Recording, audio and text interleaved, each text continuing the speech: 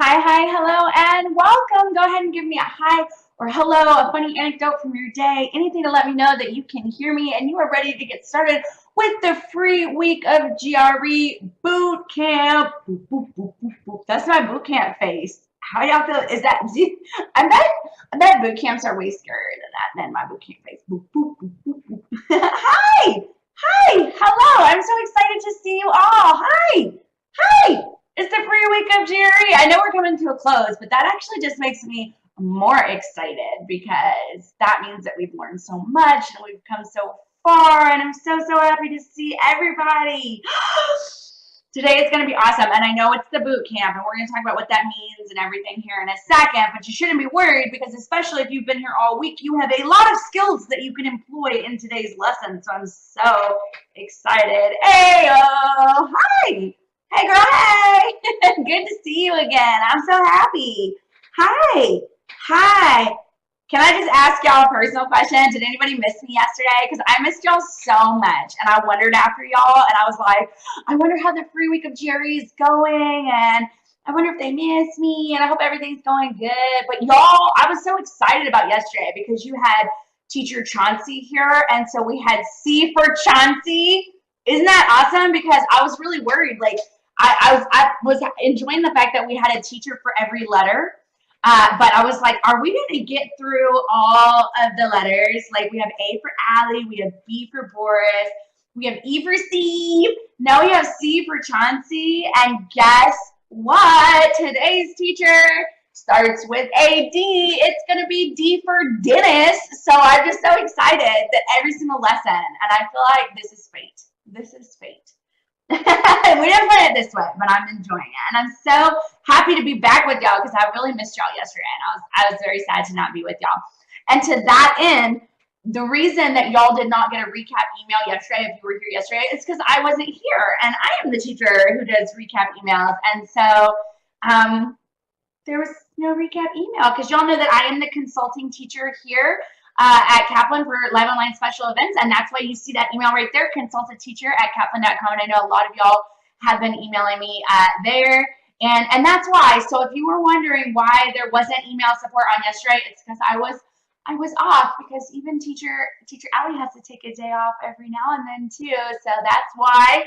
But I'm back, and I will be answering emails and supporting you throughout tomorrow and the rest of the days of the week, which is today and tomorrow for the free week of GRE. So let's get started with the boot camp. Does anybody have any idea what type of questions we're going to use for the boot camp? Like, what do you conjure in your mind when you think of boot camp? Does that seem like on the scale from easiest GRE questions to hardest GRE questions? Where do you think that stands? The boot camp. Boop, boop, boop, boop. Probably my boop, boop, boop, boop doesn't not help because that is not real. I'm just not a very scary person. I'm just not very grr. Right, so the boot camp is going to have hard questions. And I'm so glad that y'all were able to suss that out. It probably means that your critical thinking skills are naturally just much better than mine. Mine have been honed with the Kaplan method. I'm very lucky to have been a Kaplan student. But I think just naturally I don't read into things that well. I wish I did, but I think I don't. You know, I'll tell you a story that is indicative. When I was in school, post undergrad, when I went on in my education, you know, y'all know that I went to school in Atlanta. And when I was in Atlanta, I was going to school one morning, and I was in law school at the time, and I was driving past Atlanta's Piedmont Park. If you've ever been to Atlanta, you've probably heard of it. It's like Atlanta's answer to New York's Central Park, right? So we have our own. It's Piedmont Park, beautiful park, and I was going by, and I saw these people working out at like 5 a.m. in the morning. And I was like, oh, look at them just working out. What a great way to start your day. I should do that. I can make some friends.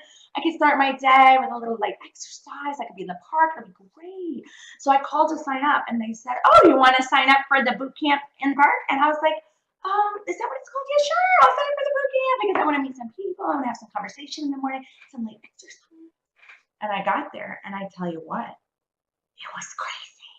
It was so hard. It was like the hardest workout of my life. And I was like, oh my gosh, why didn't anybody tell me this? And the trainer, who was literally running circles around me, was like, well, didn't you know it's the boot camp in the park? It's the boot camp. It's the boot camp. And this is how I bring this story back full circle, is I did not think about what that might mean for my day. The fact that they called it the boot camp, it didn't even occur to me, and that it would be hard because it's called the boot camp. So if you came here today and you never thought about the fact that it's called boot camp, and you maybe did not steel yourself for super hard questions, that's okay. It just means that you're in the same boat with Teacher Allie, and that's all right, because I went from a 141 quantitative to 167 quantitative with the Kaplan method. So even I, the girl who showed up to the boot camp in the park with sandals, even I, with my tubas on, even I made it. So if anybody can, we all can. And I'm so excited to see you here. So let's start with our agenda. Of course, we're going to start with an overview of the GRE. So today is the boot camp, which means we're going to get more in depth and more down and dirty with all of the material. And so we're going to have a little bit more of an in-depth overview of the GRE today than we have on other days, and that's good, both for the people who've been studying for a little while, and especially for our newbies, because we always have people who are brand new to the GRE in the room. Shout out in my chat if you are brand new today.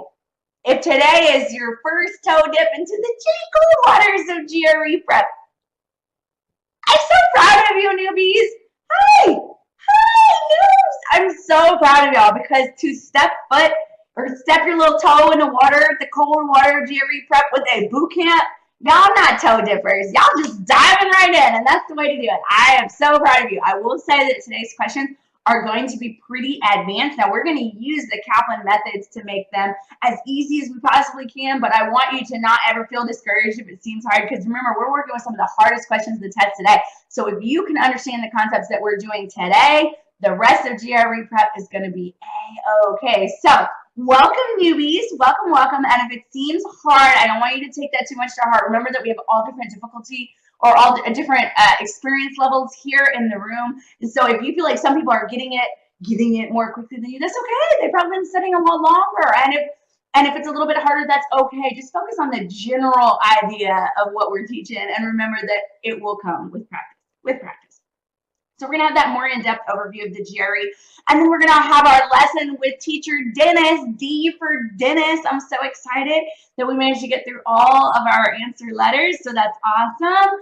And then we're going to talk about how to score higher. I'm going to go through my best practices, my do's and don'ts. And then I'm going to open it up to questions from y'all, because I love to answer as many questions as possible. And don't worry if you didn't hear about the free week sooner. It's okay. We do events, free events, every single week. We won't do them every day of the week, so it's not going to be as robust, but we will have something every single week, and you can always come back and join us. And we really hope that you wheel. So into our overview. The next two slides come from our polling of the admissions boards across the country. You know, they love to talk to us because we're the world leader in test prep, and they want you to do well on your tests so that you can come to their programs. And so we have a lot of communication and we get a lot of information. We like to always ask questions. And one of the things that we ask is, when you pick up an application, what is the number one thing that's going to make you say, nope, next, and just not even read the rest of the application? And they do tell us that GRE score is that number one thing. That is the number one thing that most admissions boards are saying is the just no-go. It just puts you in that no-go pile from that GRE. So it's important to know this, not to be afraid of it, but so that we prioritize accordingly. Sometimes we end up with like 18 credits and GRE prep, and we have the tendency to want to put our GRE prep last. But we should know that the admissions boards are saying that the GRE score is their number one thing that is going to cause them to no go and pass on your application packet. So make sure that you prioritize accordingly. And not that your GPA isn't important. In fact, you'll see here that a low GPA is your number two thing that they're going to say no go on, but it is number two. And that is important also because the number one thing that's going to get you considered that they might overlook that GPA situation is also going to be your GRE. So you've got to use this information to your benefit and just prioritize accordingly. Most of us said that we're taking our GRE this semester. So even if you are still in school and your GPA is not set, you should protect it, right? I don't want you to fail out this semester, but you will apply before your GPA changes. So your GPA is essentially set, and your GRE is the thing that still has movement in this semester, and it needs to have good forward progression and upward movement. So just make sure to take this information. Don't let it be scary. It's not about scaring you, but it's about helping you to prioritize accordingly. So let me know. Promise me that you are going to prioritize your GRE. You are going to make it an important piece of your daily and weekly routine so that you can put your best foot forward on these applications. Promise me. Promise me. Y'all know I got trust issues. I need it in writing. Good. I'm glad that you're going to prioritize it. I knew you would, and don't allow this to be scary because it's not a scary thing. And in fact, this is how not scary it is. Look at all the wonderful things that come from doing well on your GRE, which means getting into your programs. Look at this. I want you to look at unemployment rate. I want you to look at unemployment rate. Isn't that awesome?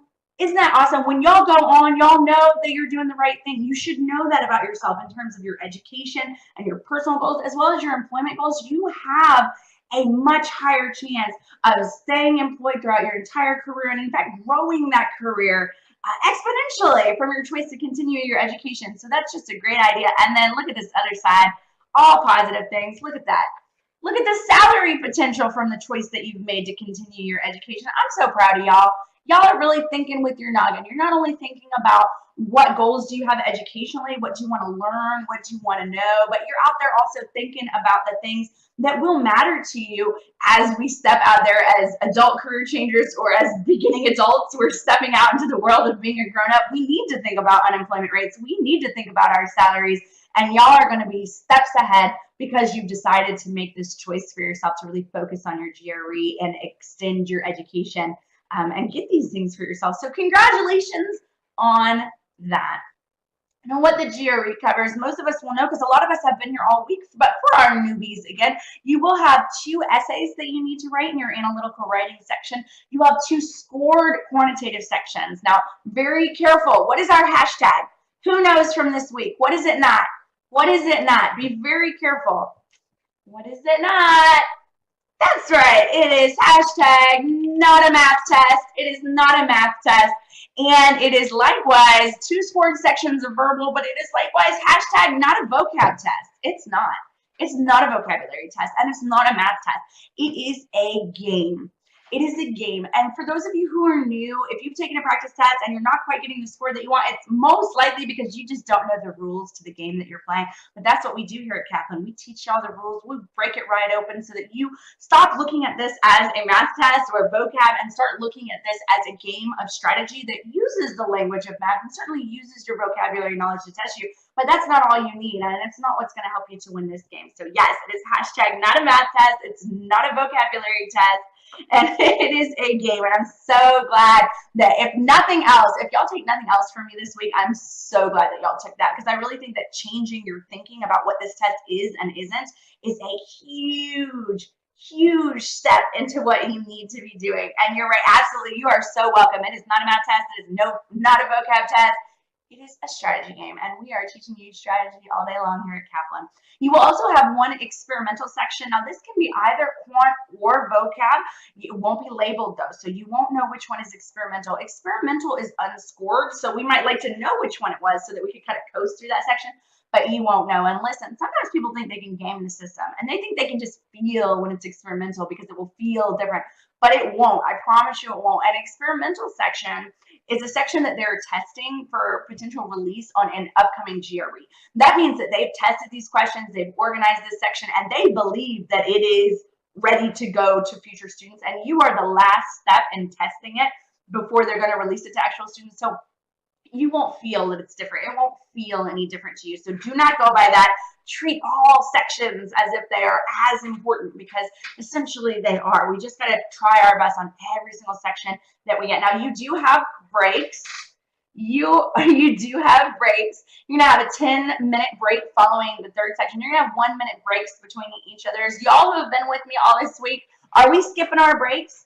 Is that something that we are going to do? We're going to skip our breaks, and we're going to push on without giving our brain the opportunity to rest and recharge, without doing our exercise. Are we ever going to do that?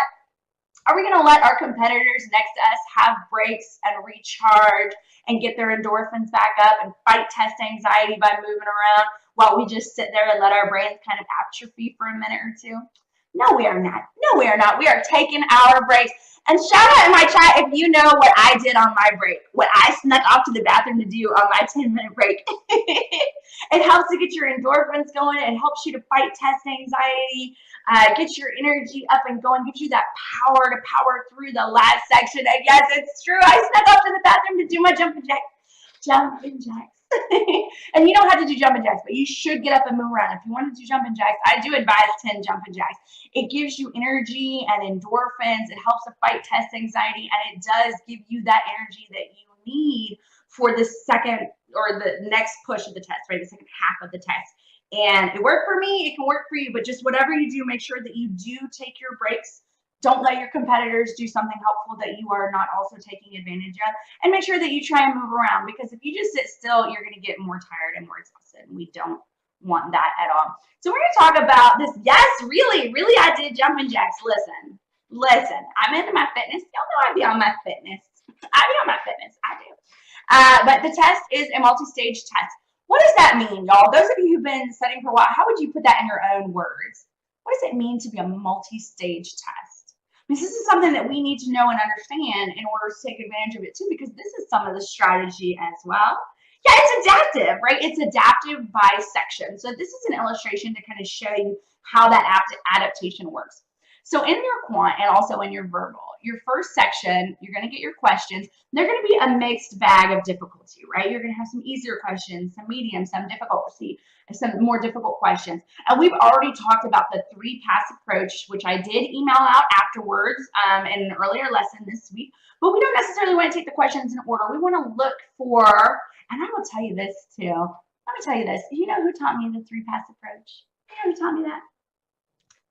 D for Dennis. That's right. Teacher Dennis was the one who taught me about the 3-pass approach that I taught y'all about earlier this week. So that's another reason you should look up to him, because he's great and wonderful, and I've learned so many things from him, and I know you will too. But back to the multi-stage test. Your first section is going to have that mixed difficulty. We're going to go looking for the low-hanging fruit before moving into the more difficult, and we're going to try our best, because our goal is to get the hardest second section that we can. And there are 3 variations of the second section.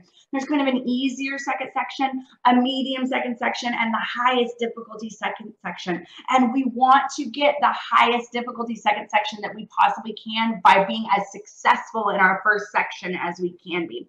And the reason we want that hardest second section is because it does have, as illustrated here, the highest potential score range. And in fact, if you do not make your way into the highest second section, it's no longer even possible to get a perfect score on this test. And we may not be looking for a perfect score, but we don't want our score to be capped.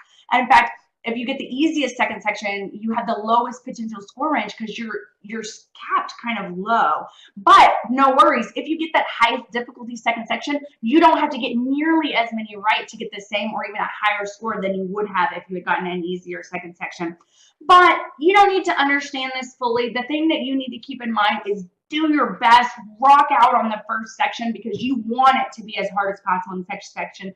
You want it to feel hard. And then know too that even if you don't answer all the questions, even if you get way less right than usual, if you are in that hardest second section, you will score better than if you got many more questions right in an easier second section. Sometimes people want to kind of game the system here, and y'all want to say, well, maybe I should try and get the easier second section, and then I'll get all the right answers there, and then I'll get an awesome score. But that's not right because your score is capped, so that even if you were to get all of them, you still wouldn't get a particularly good score because they're all easier questions. So you want to get into the hardest second section that you possibly can. So really just do your best in your first section, and if it feels real hard in the second section, awesome, because that means that you have the highest score potential, and congratulations for getting that. I always felt like when I was doing really well in a test, I always felt like the second section just slapped me across the face, just like that. It was just so hard. It was like I ran right into a wall. It was rough. It was rough, but it was great because my score was much higher than it had ever been before when I felt more comfortable in the second section. So you want to feel uncomfortable. You want to feel challenged because that means that you're going to get a higher score. And congrats on making it into that harder and higher difficulty second section. Now we have talked about scores, but let's go over it again. Your average verbal score is going to be a 151. Your average quant is a 153. But you have to do your research because y'all tell me, are these scores low for your program? Are they on target for your program? Are they high for your program? Is one higher, is one lower? How do these relate to your program? Those of you who have done your research, how do these scores look for you? Is this what you're looking for? It's going to absolutely look different to different people because we're all going for different programs. Some programs want really high verbal and they don't care as much about quant, and some the other way around, they want really high quant, they don't care as much about verbal. Some want the highest on both sides. Some only want an average combined score and they don't really care how you get it, right? Some don't even really advertise a score at all because it's just a kind of check mark on their list that you just do decent, you just do average. And so you really have to sit here and figure out what's right for you. And that means what's right for the programs that you're interested in. You got to do the research. You have to do the research. But I will say that for a lot of us, these numbers are going to be low. And that is because this is of all test takers. So it's going to include everyone who didn't get into their program. It's going to include all of the people who retested for a higher score later. It's going to include all the people who didn't get into their choice program. So you got to make sure that you don't just go by the average of everybody. The number that you're looking for is the average of the people who were admitted to the program that you're interested in. So that takes research. So make sure to go ahead and do research into your programs. Don't just go by average numbers. Do your research, do your legwork, and set yourself a goal. And y'all know that when my best practices come up, on my very first tip is to know your target score because you're going to prepare differently for a sprint than you do for a marathon. And you need to know what is your accept range, what is your scholarship range. That was what's most important to me. I have always pushed my test scores until I am in full scholarship range. That was hugely important to me. Those of you who know my background will know why that was so important to me. But there are mile markers along your prep journey, right? Here I'm too low to get in. Here I'm on the cusp of getting in. Here I'm kind of guaranteed to get in. And here I should be accepting scholarship offers, right? And you need to know not only where you're willing to stop on that path, but where each of those mile markers are. And you're going to find that out from doing your research. So key here for this slide is do your research, find out what you are looking for. Now, it's very important, too, to know that scores are very tightly clustered on the GRE, very tightly clustered, to where if you just get 2 extra points on each side, if you're starting at average, you will then bypass 10% of all the people who have ever taken it. And that is huge. But this is good and bad, right? It's good because if you've started to get those couple points, I want you to stop beating yourself up. Because sometimes I hear students say, well, I only went up 2 points between this test and that test. And you know what? That's only one test. You're going to keep working and you're going to get more points along the way. But I don't ever want to hear only. I only got this. Never do that to yourself, because if you beat yourself up for all of your small wins along the way, you will be so battered and bruised that you're not going to make it all the way because you didn't celebrate. You tore yourself down every single win. You're not going to get to your larger goal that way. That's not the way. You got to celebrate every single win. And I've told this story before. I'm going to tell it again because it ties back to something I said earlier. When I went to that boot camp in the park in Atlanta way back when, one of the days I showed up, it was like day 3, and they called it long run day. And I had never run a day in my life, but it was long run day. And I didn't even know what that was. You know, honestly, I'm not even sure why I went after the first day, but I did. And that's when she was running around me. She's running circles around me because I'm way back and back. And I'm like, because I've never run before. And it was a 5K. It was a 5K. And I had never run anything before. And they were legit running on this 5K. And she says to me, she goes, well, Allie, can you just make it to the corner? Can you just make it to that curve, Allie? And she's literally running circles. I'm kind of mad at her for running circles around me, to be honest. But I looked at this curve, and it was about like 10 feet from me. And I was like, okay, just the curve, you know. And I made it to the curve. And then she's like, Allie, I'm so excited. And I was still kind of mad at her. But she was genuinely excited. And I started to feel excited for me, too. And she goes, Allie, can you make it to that light post? Can you just make it to that light post over there? And I'm like, oh, okay. I can probably make it to the light post. And I did make it to the light post. And I was a little bit more excited about that. And then I made it to the trash can. And then I made it to the next intersection. And I will tell you what, by the end of that day, I have run my first 5K. And I thought about quitting way back at the beginning because I had never done any running. And the reason I was able to do it is because I had a coach there who taught me that I could celebrate those small wins. And that it was important that I made it to a trash can. And it was important that I made it to a light post. And it was important that I made it to an intersection. And I had the energy and endurance to make it all the way to the end of that 5K because I celebrated every single small win. And that's what I want you to do in your prep as well. So if you've only gotten a point so far, I want you to give yourself a big pat on the back because you passed thousands of students when you did that. And when you get your next point, it'll be thousands more. And I want you to think about that every single point. And I want you to work, and I don't want you to feel exhausted. And I don't want you to ever say the word only. You made it to the intersection, you made it to the trash can, and eventually you're going to finish your 5K, and then you're going to turn out to become a runner out of nowhere. And that's what I want for you. So I want you to know that your scores are very tightly clustered. Every single point matters, and you should keep striving for every point, and you should feel very excited every single time that you get one. And I will go, George. I will go. I absolutely will. And now before I hand you over to Dennis, because I am about to hand you over, remember, I will be back later. For coaching, but I did want to go over a couple points. The first is my email poll. Make sure to put your email in the poll if you want to get my recap email. I will remind you again, there was no recap email for yesterday's lesson because I wasn't here, but there will be today. So make sure that your email is in the poll. The emails don't go to anybody but me. You're not going to put on any spam list or whatever. I'm going to write back as soon as I can. Until yesterday, we were completely caught up on emails. I'm a little bit behind to the tune about 15 emails. So if you're one of those 15 people, I'm so sorry. I'm trying to catch up, but y'all know that I did take the day off yesterday. Although I answered a lot of emails even during that time, but I wasn't here. And so we got just a little bit backed up. But put your email in the box. Shout out if you have sent me an email this week and gotten a response. If you got some kind of helpful handout, or if you got some advice, or you got some encouragement from me, I want everybody to know that you really will hear from me. We will start a relationship. I am happy to advise you. For the free week of GRE, I am your teacher. I'm your person. I am a coach with Kaplan. And what that means is you've seen it on all of our plus classes. They come with coaches. And coaches are the people who work with you privately to make sure that all of your questions are answered, that you're getting as many points as you should be for the amount of time that you're putting in, that you get a bit of tutoring if you ever need it, if you get stuck on something.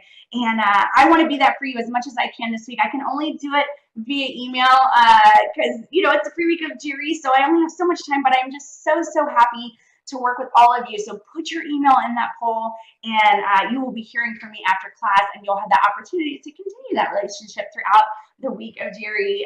And I'm so excited about that. And then my last note before handing you off is y'all who don't know me may not know this, but the reason that I go by Allie, you see the unique spelling there, the reason that I go by Allie is because my full name is Carmela Sandra Lusterica Largent Turner, and when you have a name like Carmela Sandra Lusterica Largent Turner, you have to go by Allie. And I have told this story before, and sometimes people say to me, they say, Allie, where's that name come from, that crazy long name? And I say, oh yeah, and then some of you will even know, and you'll say, Allie, are you Hispanic? And I say, yes, I am.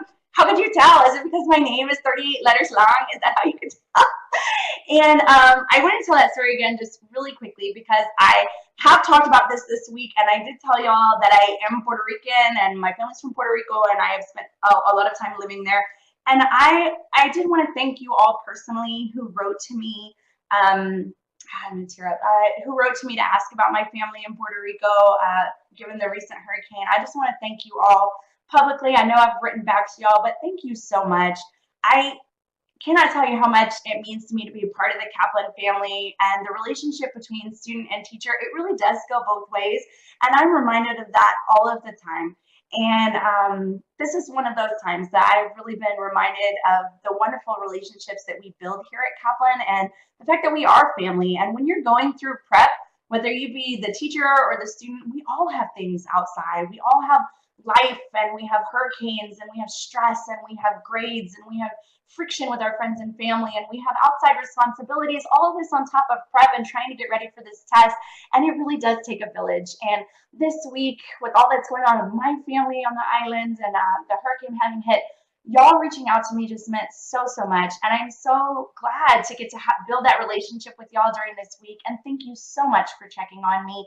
And those of you who have not yet established that relationship with me, please have your email in the poll. I can't wait to work with you and support you through all of your ups and downs throughout your prep journey. Because again, it really does take a village, and we really are family here. And I just thank you so much for allowing me to be part of that journey. But right now, I'm going to get off of here. I'm going to let you have your boot camp lesson with a most wonderful teacher. You're going to love him. He's one of my favorite. I look up to him. I mean that 100% all of the time. He taught us the 3-pass approach that I taught to you and sent to you earlier this week. And his name is Teacher Dennis, and you are going to love his lesson. And I can't wait to see you afterwards for coaching. I'll see you then. Bye-bye. Thanks, Teacher Ellie. Thank you for having me and letting me crash your GRE free prep week. I'm excited to be here, and it's always amazing to see you in action. You are the coach that students need, and you know, everyone who gets a chance to work with you comes out better for it. And of course, best wishes to your family, and you know, it's going to be, I'm sure, a long road ahead. But let's talk a little bit about the GRE, and Teacher Ellie talked about how it's a game. Probably one of the most frustrating games I've ever played, and one of the ones that needed the most prep. Maybe golf, maybe pandemic. In any case, Teacher Ellie is absolutely correct. You have to think of the GRE as a different challenge than something you've been facing before. In other words, you may have come into this test assuming it's going to be very similar to all the other tests you've taken.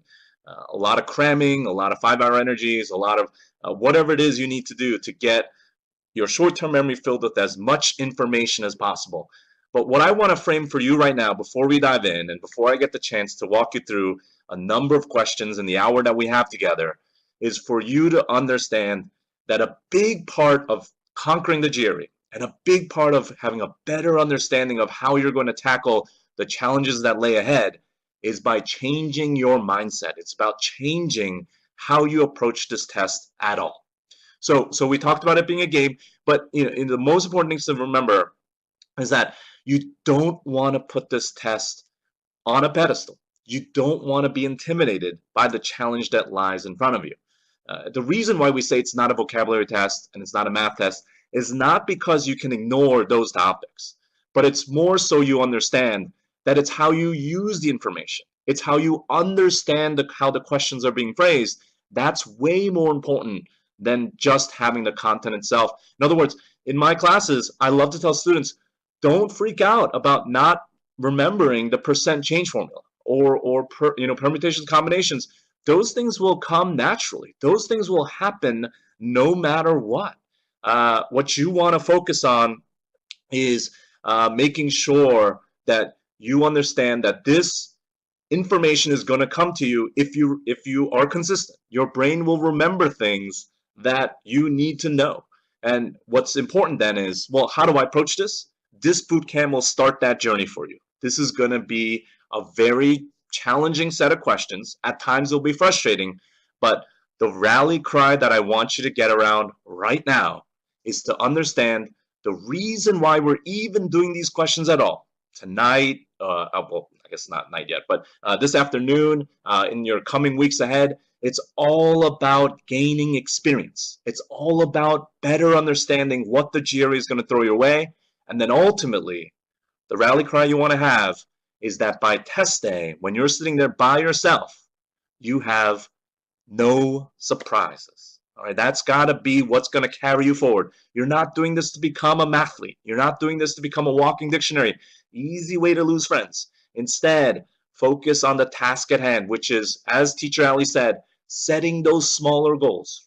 Think of Teacher Ali yelling at you to hit that corner, to hit that street light, that garbage can, or whatever the case is, making sure that you get points little by little. How?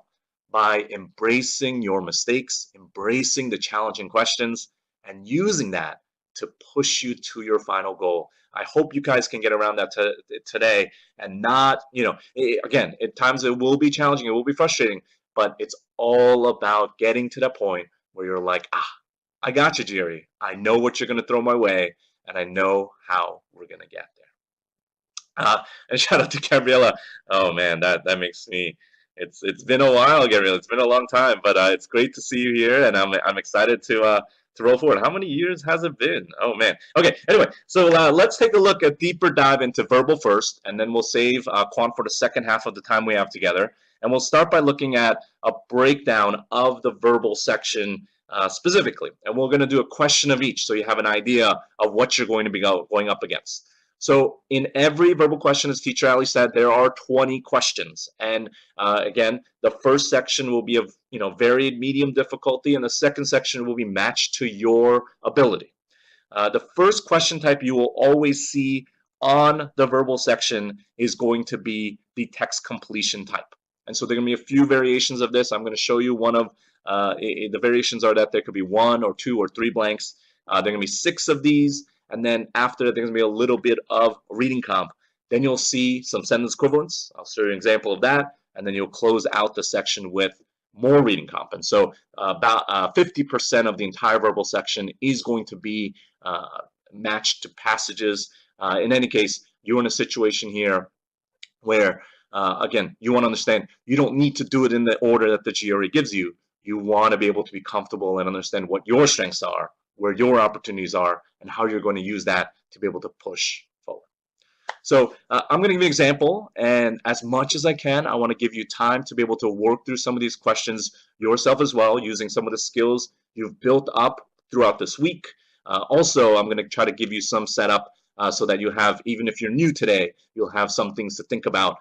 One of the most game-changing gifts that I can give you for text completion and sentence equivalence, the short verbal questions on the GRE, is understanding that, look, vocabulary is a big part of it, but it's not the only part of it. It's the decision-making part, the critical thinking part that you need to be aware of is realizing that the GRE is giving you clues so that you can make your own prediction.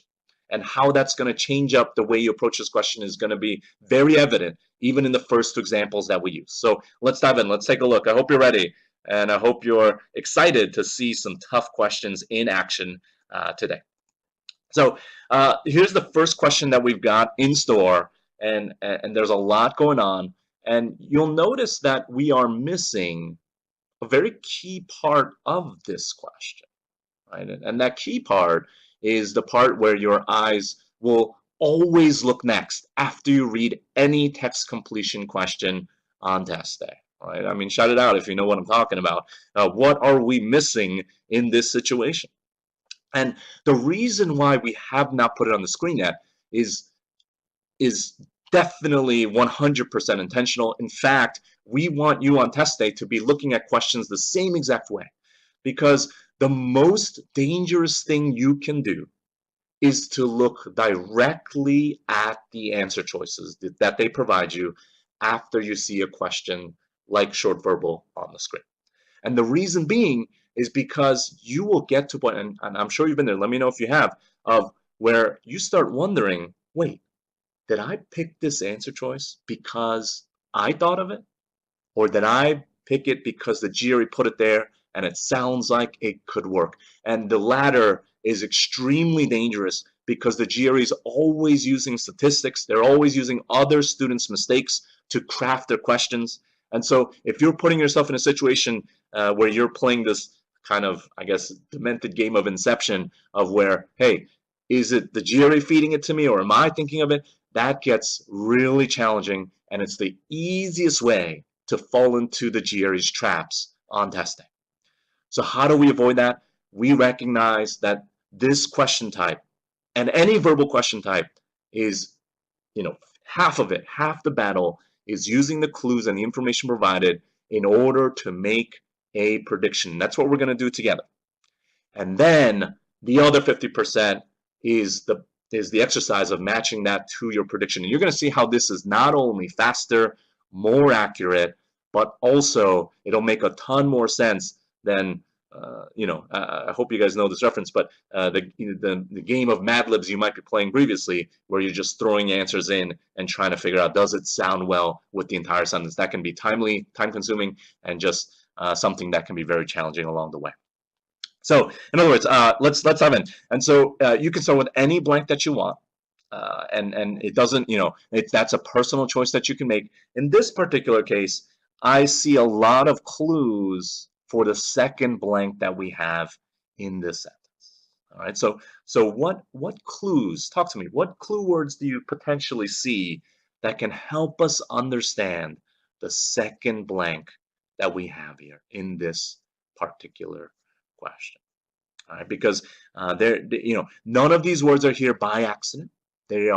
These words are here because they are trying to give you opportunities to be able to understand how the sentence is structured and how you're going to use that information to match it up. That's going to be extremely important. So here we go. So I'm going to dive in and I'm going to throw out the answer choices there, and you can see that many times they can just feel really intimidating. We'll talk about that in a little bit as well. And I'm going to disappear them one more time.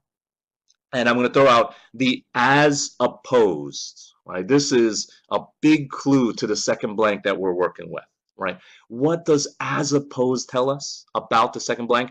It tells us that there is a reverse relationship with another piece of information in this particular text completion. And you guys are crushing it. I love that you guys threw that out there. Fantastic. And this as opposed is as opposed to what?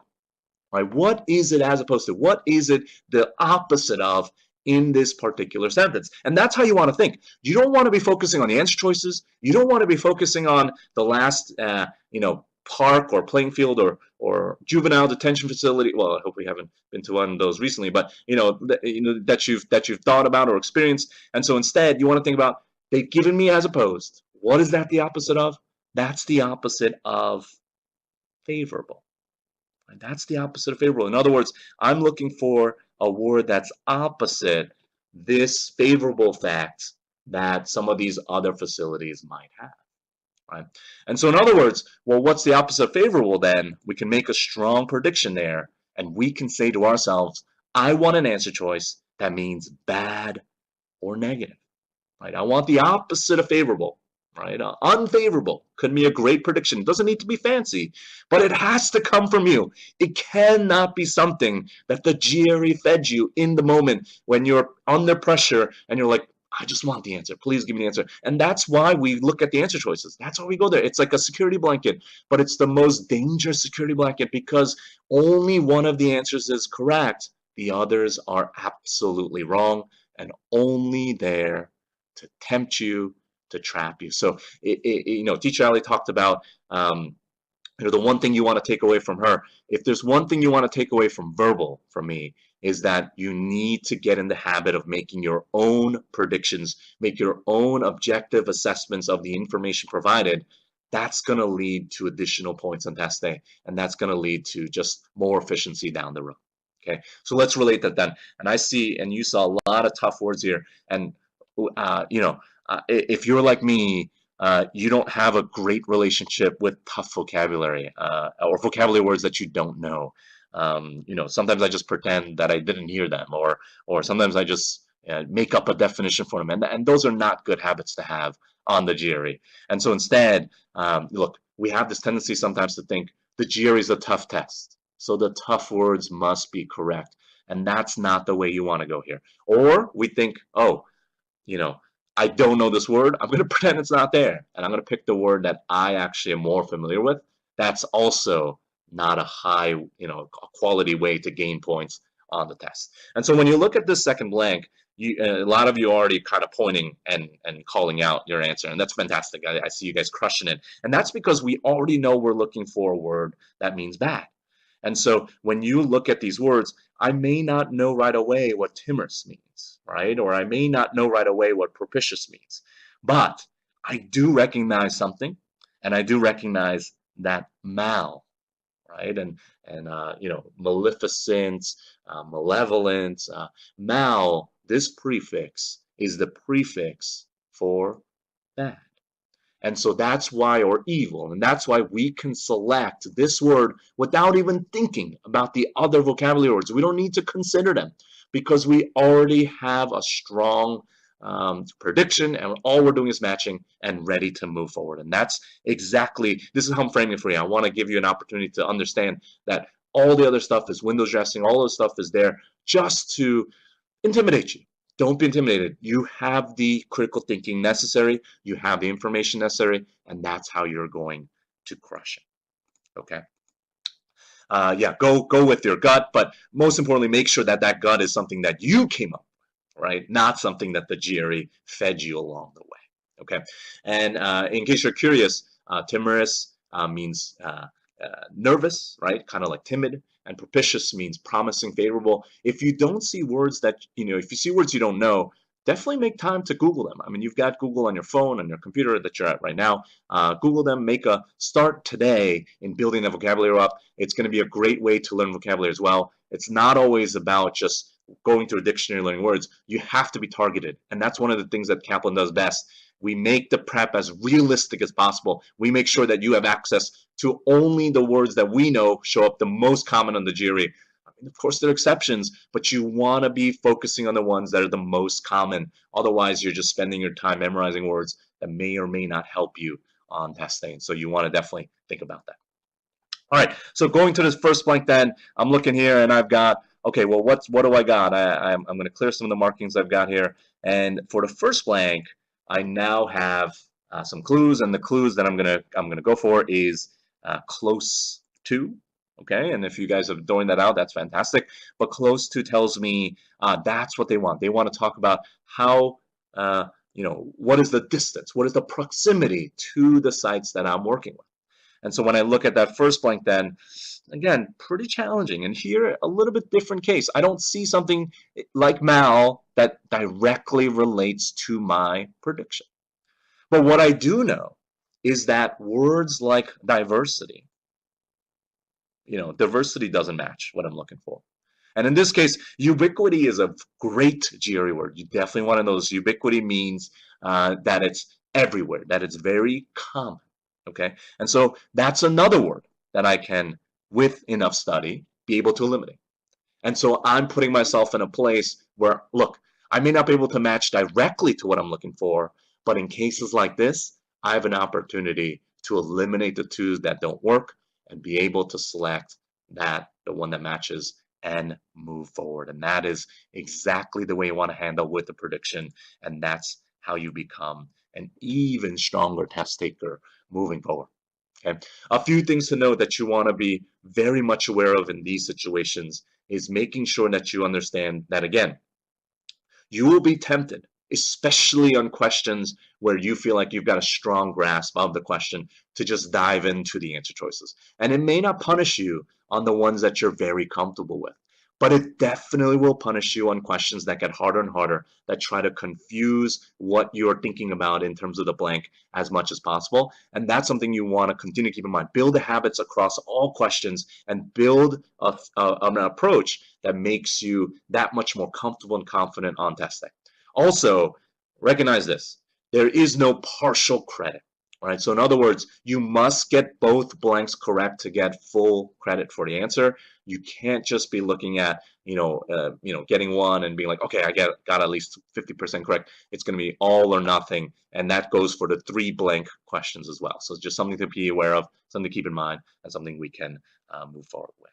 All right, so great, so fantastic. All right, so I'm looking forward to now diving in. So I'm going to set up this next question for you. Then we're going to give you some time to work through it and to make up your own prediction and to be able to match it yourself. And then of course, I'm going to give you a chance we'll work through together to match it up. Okay. So here we go. So this next question type then is sentence equivalence, and I'm going to put the blank. I'll put what I want you to take time to is set up and make a prediction. But in this case, what you'll notice is that once we get into the answer choices, we will need not just one answer, we will need 2 answers. All right, so let me just give you a couple minutes to work through this and to think of the best prediction that you can come up with, and then you're going to feed it to us in the chat, and then we will talk through it together. All right, so give it a shot, and then I will see you guys in a little bit. I'm looking forward to seeing how you guys will be able to match this up. See you guys soon.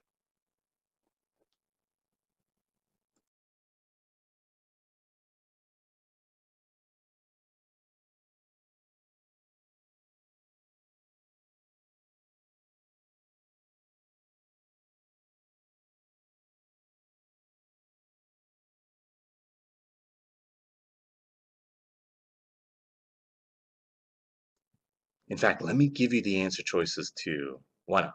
You guys can also have that tempt you potentially. Right, keep going. See you guys in a bit.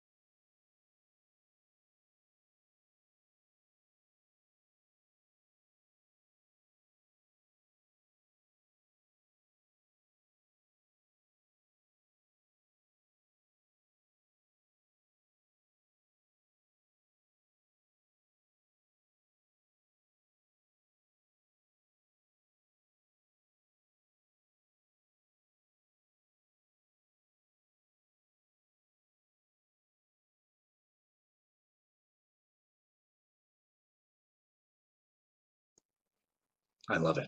I love it. And I love that, I've seen the poll results coming in and we're chatting them with our team in the background.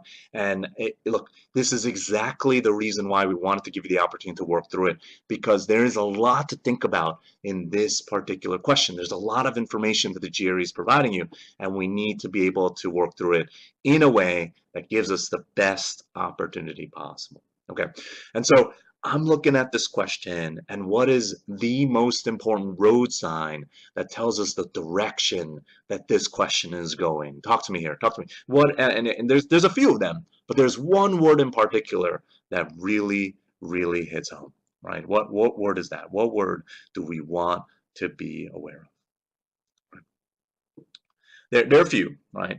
But the main word that I want to throw out there is definitely, and I see people throwing it out, and that's fantastic. But the word paradoxically is so huge and so important because it tells us that there's something funny going along with Jane's behavior. Right, Alexa, great job. Amanda, fantastic. Right, this is great. Right, Dylan, oh man, I mean, you guys are crushing. All right, so paradoxically, what though? Like, what does paradoxically mean in terms of how this is connected and how this is matched up? Right, well, I'm looking at this question, and I know that they're saying, hey, it's both blank and commendable. Blank and commendable. So is this behavior in the blank going to be a positive or a negative? Talk to me here. And it looks like most of you got that sense as you're working through it, and that is absolutely something that you want to continue to keep in mind. Well, if it's paradoxical, if it's like a weird thing going on here, well then, okay, I see people changing their answers now. I see. And so it is negative, right? It is negative. It is the opposite of commendable. It is a match. And Beverly, Ellie, fantastic. These are Marissa. Oh man, I could call out names all day, right? But you are looking at a situation of, in what way though, right? In what way is it negative? And steadfast determination is a great word. It sounds like it's a euphemism, right? What's another word you can describe for a negative type of steadfast determination, right? It's like one of those things when you're trying to, someone's like, hey, what's your worst quality? It's like a job interview, and you're like, oh, sometimes my steadfast determination can frustrate others or something. Like what are the words? What's a great prediction for what this blank must be? Because we know it's not the best quality, but we also know it's very much related to steadfast determination. So what kind of predictions did you guys have? Talk to me here. I'd love to hear. I'd love to see a few of these. And here, let's see if it matches up with what I'm thinking. But I've got what? Stubbornness. Is that a match? Is that something you guys are thinking, right? Like negative determination. In other words, just being headstrong and just moving forward. Like guys, Sal, Amy, Sarah, perfect. Kelsey, fantastic. So stubbornness is exactly the word that we're looking for here. Now, I love that people are changing their answer as they thought more clearly about the prediction they've made, because it's not just something negative. That's not enough. They've given you more information than that on purpose, and that's something you must be aware of and something you must consider. Okay, and so in other words, when I look at these answer choices, the ones that you want to be very careful about, and I saw people picking them, are the words conniving and calculating, right? And the reason being is because those are definitely negative words. You never want anyone to be calling you a conniving individual or calculating one.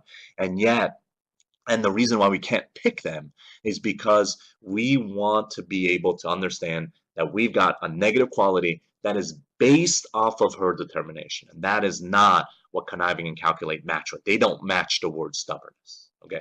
And another reason why students love to pick these two words is because in this question type, we must select two answers, and exactly two answers. And a lot of times, a lot of students make the mistake of thinking, oh, that means I have to pick two answers that mean the same thing. And that's not how you want to consider this either. You don't need two words that mean the same thing. You need two words that keep the meaning of the sentence the same, but they're not necessarily going to have to be synonyms. And so, in fact, in cases like this, conniving, calculating is one of the most classic ways that the GRE will try to trap you on a sentence equivalence question. Again, something you must pick up as you make mistakes. No surprises is the mentality you want to have. You want to always think about, how am I going to build up my experience? All right. And then what? What doesn't match either? Unanticipated doesn't match. Fantastic. And then the last one, oh, these three are tough. But salubrious, guys, when you go out tonight and go to drink Sprite with your buddies or your friends, right? And you raise a glass and you say, what? What do you say? You say salute, right? And so sometimes your definition words can come from anywhere. Salute means what? Means to health, right? I see people chiming in. And so salubrious has to do with healthy. That doesn't match either. And so again, our prediction sometimes, and if you knew the words intractable or recalcitrant, perfect, amazing. They both mean stubbornness. They both mean determination in a negative way.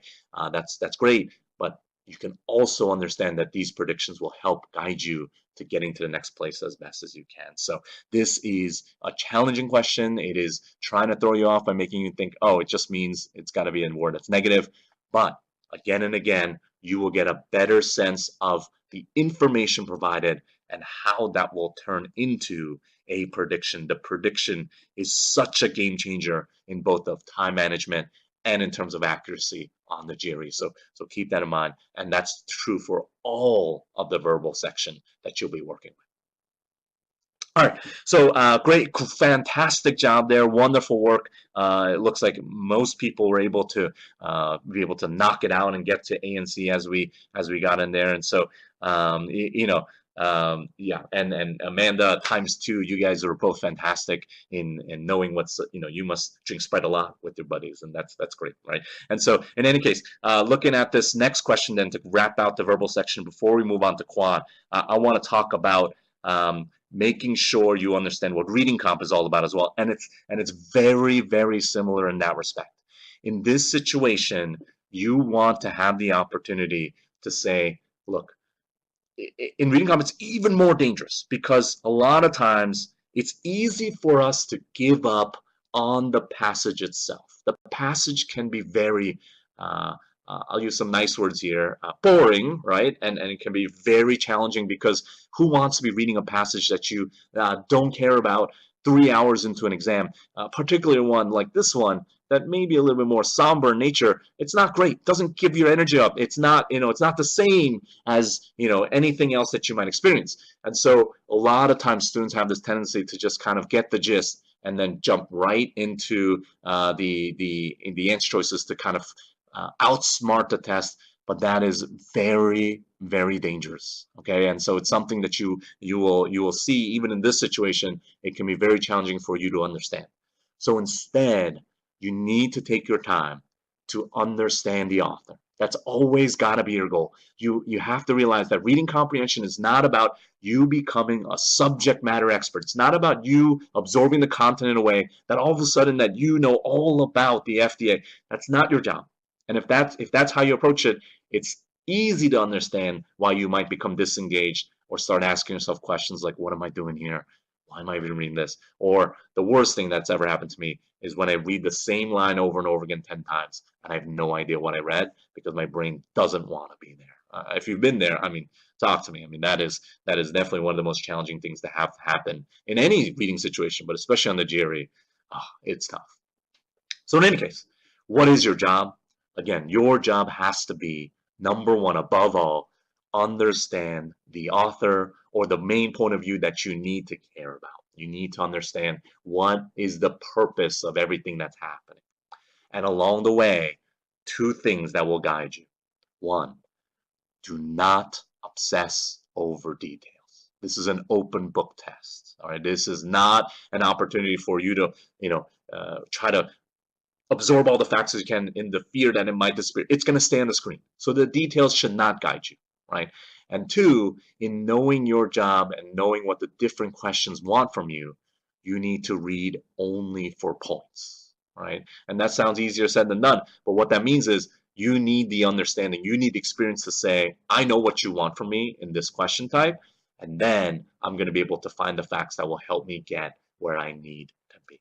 All right, so we're going to give you 2 minutes. What I want you to do here, don't even look at the answer choices, right? I mean, I'm going to leave them on the screen because temptation is an important part of this entire challenge. The GRE has it there for a reason, and they want you to be swayed away by it. But what I want you to do is I want you to read the passage and as part of it, the question, and tell yourself, what is the answer? In this case, they're going to give you additional pieces of information that are true. So I want you to say to yourself, what additional piece of information would make this claim, this spokesman's claim, the least likely to happen, right? Or what would disprove them the most? It doesn't need to completely shut them down, but what would make their claim less likely? All right, so take 2 minutes. I see some people already answering, and that's fantastic, but give it a shot, and then we will dive through it together. See you guys in a little bit.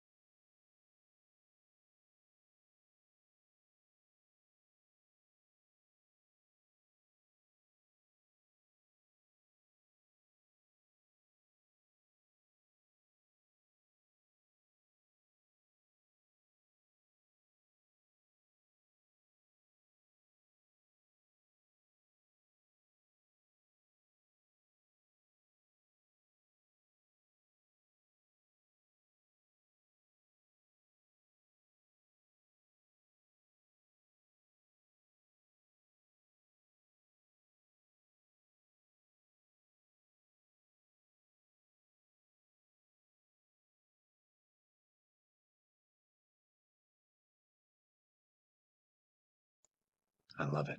I love it. Well, I don't love this question, but I love the work that you guys are doing here. And there's a few things that you want to absolutely keep in mind. Well, first of all, the one of the most important things you have to make sure you are doing is keeping the information as clear as possible. That is so important. In other words, if you don't do that, there's no way that you can understand the author, or in this case, the spokesman's claim. Because, first of all, what this spokesman is claiming that this new drug will save the lives of many people who would otherwise join this group of heart attack victims. So, in other words, let me be clear here. The spokesman is not saying this drug is going to save every heart attack victim. That's not what the argument is saying here. The argument is talking about saving a specific group. And if you missed that, well, go back now, go take a look and think about that for the future as well, right? That's all part of that no surprises attitude, understanding that you're going to be in a situation where you need to be very clear and direct about what the author's actually saying. Okay, and so what group of heart attack victims are we talking about here? It's not all of them. It's a very specific kind. It is what? It's the ones that um, uh, well, let me see you guys chime in here. Looks like you guys are chiming in. It is the what? It is the thousands who suffer these that die, and the keywords here now that you want to be absolutely sure that you utilize is before reaching a hospital or clinic. Right. So in other words, Ashley, fantastic, Jessica, amazing, Amanda, great, right? Before reaching a hospital or clinic is the key words here. So in other words, it's not trying to save all of them. It's saving them, the ones that don't get there in time, the ones that are not able to reach that hospital in the time that they have. Okay. So then you tell me then, what information, like if that's the condition that you're trying to meet, when does the drug need to be available, right? In other words, when does the drug need to be taken if you're trying to save this particular group? And man, Julia, Paige, Detonio, Kate, oh man, keep it coming. You guys are rocking it. This drug must be available before the hospital. Okay. And so, in other words, what would then most weaken this claim? What would then most weaken this prediction? What would most weaken it is if the drug is what? Not available before the hospital, whether that's in the ambulance, at home, or whatever. If it's not available before the hospital, are they actually going to save this group of heart attack victims? Right? And that's the question you want to ask yourself. And that's why it's so important for you to be able to work through in your own head, your own critical thinking. And guys, remember, we're looking at challenging questions here, right? These are, maybe not the hardest, but definitely on the high difficulty level of the GRE. These are high percentile questions. And so you need to, don't be frustrated if this is something that's bothering you now, but instead understand that you've got an opportunity to continue to better understand the information the GRE is giving you. A lot of times the language is interesting and different. You need to be able to say, well, what is the author really saying here? What is the spokesperson really saying here? Okay. And so in this case, I've got a situation where, okay, if the drug must be given before the hospital, then what would weaken it if the drug is not available for a hospital? And that is an absolute match with the answer choice A. Fantastic job, all of you. That's great. And let's talk a little bit about the other answer choices before we move forward. Many heart attack victims die necessarily even though they reach a hospital clinic in time. They reach the hospital clinic in time, that's a different group. We're worried about the group that doesn't get there in time. So this is out of scope. All right, so I see a lot of people went for B initially. That's something to keep in mind. And then I love that C, most people did not pick. This is 180 degrees. This is the opposite of what we're looking for.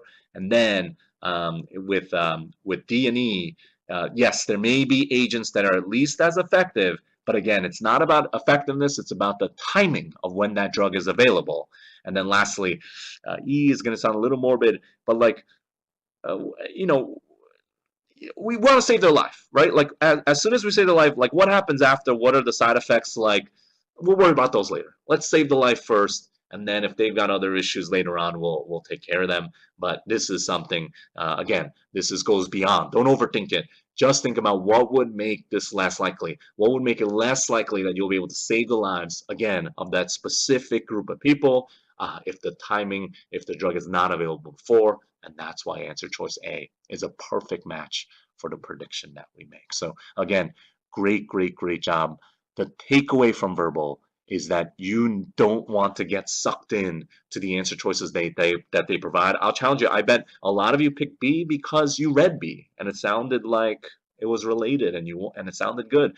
That's very challenging. You're going to go in hook, line, and sinker, and you really want to be able to suss that out. And I'll give you a advanced tip here. Did any of you on this question or any question previously in reading comp kind of end up with two answer choices that you liked?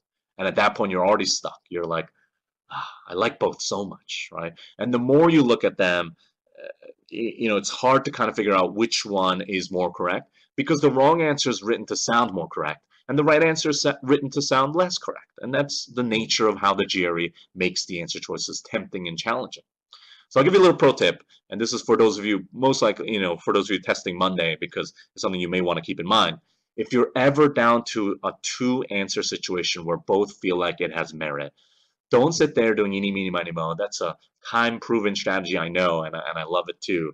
But one thing that you may want to consider is not trying to think about why one is more correct than the other, because that can be challenging. Instead, think about why one might be wrong, right? That sometimes helps clear the blinders. That sometimes helps you see more clearly why one of the answers is incorrect. So in other words, really try to think about why there might be a reason to say one of these, like if someone was like, hey, tell me why this is wrong, try to think of a reason why it might be, and that sometimes lets you logically sort that out. Okay, and so I'm looking forward to keep rolling through this. But great job again. Let's dive into quant now. Let's take a look at what we've got and keep moving forward. All right. So in quant, there are two types of questions that you'll see. Well, I'm being liberal here because you will always see quantitative comparison, which we'll touch upon at this sort of second half. We'll start with problem solving. Problem solving, what I'm also including is some data interpretation type questions, some that include things like probability, combination permutations, and graphs. So I want to throw one at you right away because I want to be able to demystify even these tough topics so that you'll be able to have a better understanding of your challenge moving forward in quant and in all the sections that you have. Okay, and so here we go. Here's my first question that I want to throw at you. And you'll notice in this one, there are no answer choices, not because I'm hiding them from you, but because this is a question type where you will have a fill in the blank opportunity. So sometimes there are one answer, sometimes there are multiple answers, and in some rare cases, well, rare is a strong word, but in some uncommon cases, you will have to put in the answer yourself. All right. So I've got one that may relate a little bit more directly to you. James is actually my son, and so I built this question for today's bootcamp because I wanted to kind of show you how you approach even a question like this. The age-old challenge of creating an iPhone password or whatever password it is that is 4 digits long. Okay, and so I'm looking at this thing and I want you to consider, and don't panic because a lot of this can be done with experience and understanding what information is in front of you. Again, let me just throw it out there. This is a decision-making test. This is a game, as Teacher Ali says. This is an opportunity for you to take the information and turn it into something that you can understand and use in each individual case. Okay, and so I've got a situation here. You tell me, talk to me here. How many options do I have for each passcode? That's what we want to keep in mind. How many options do I have for each passcode? Well, let's start with the ones that we definitely know, right? So the first digit, how many options do I have for that? We have a limitation. The question wants to make sure that the first digit is only a 1. And so you're absolutely right. We only have one choice for that first digit. And then similarly for the last digit, same thing. We've got one option, right? It has to be the 5.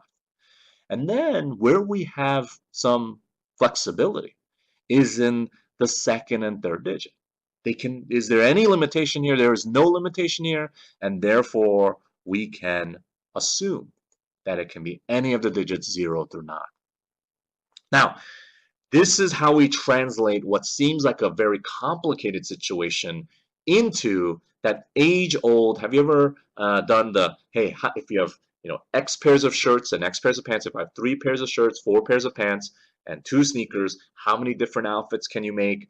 This is a very similar situation now, because all you've done is translate the information you have to truly understand the options that you have available to you. And so then what do I do with these options? What do I do if I have to have 1 as the first digit, 10 as the second digit, third, and man, Rosalie, Kristen, Amanda, Brittany, you guys are rocking this. Monte, this is fantastic. And so what am I going to do with this? What am I going to do to connect all these together? We are going to multiply. And when we multiply, we realize we have 100 different options.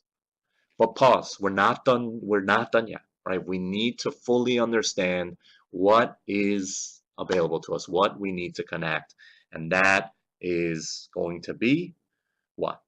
What we have to not use here. What are 2 exceptions that we have?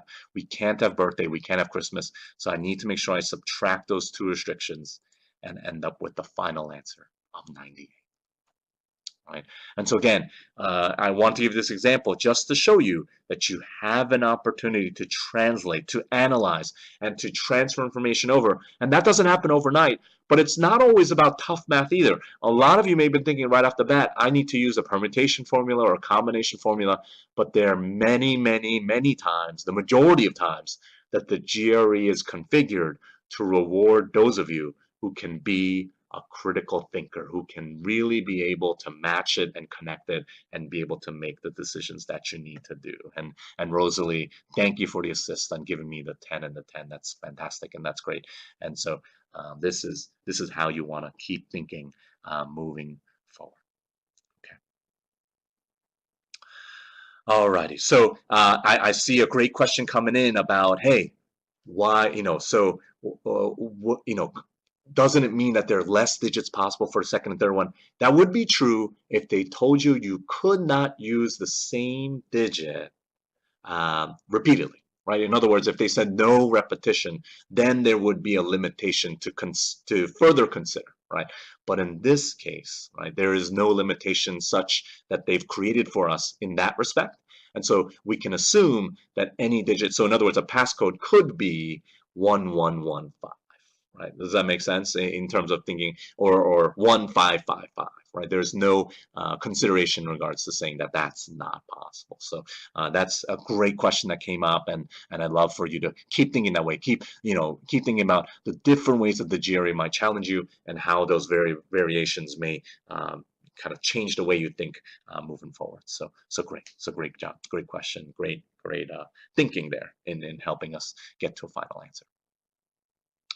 All right, great. What I've got then is I wanna dive in and oh, no problem. This is the point, right? Like I want to show you, like, even in high difficulty questions, you're gonna have an opportunity to really be able to take the right steps in analysis, in stating the task, and being able to get to your answer. So I actually want to. What do you guys think? You guys ready for a real tough one? Like I'm talking like 99th percentile quant. You just want to see what you might be challenged. I'm sure you're game, right? In the spirit of boot camp, right? In the spirit of no surprises, right? We want to see as many tough things as possible. We want to get all things wrong, because the more things we get wrong today will only make us stronger for the testing that comes ahead. And so this is something that I hope you'll see on test day. You'll only see it if you rock that first section and then you get that incredibly challenging second quant section. And so those are the goals that you want to definitely set in mind along the way. But here is the question that I want to throw out there. So it looks like you are game, and so let's make this happen.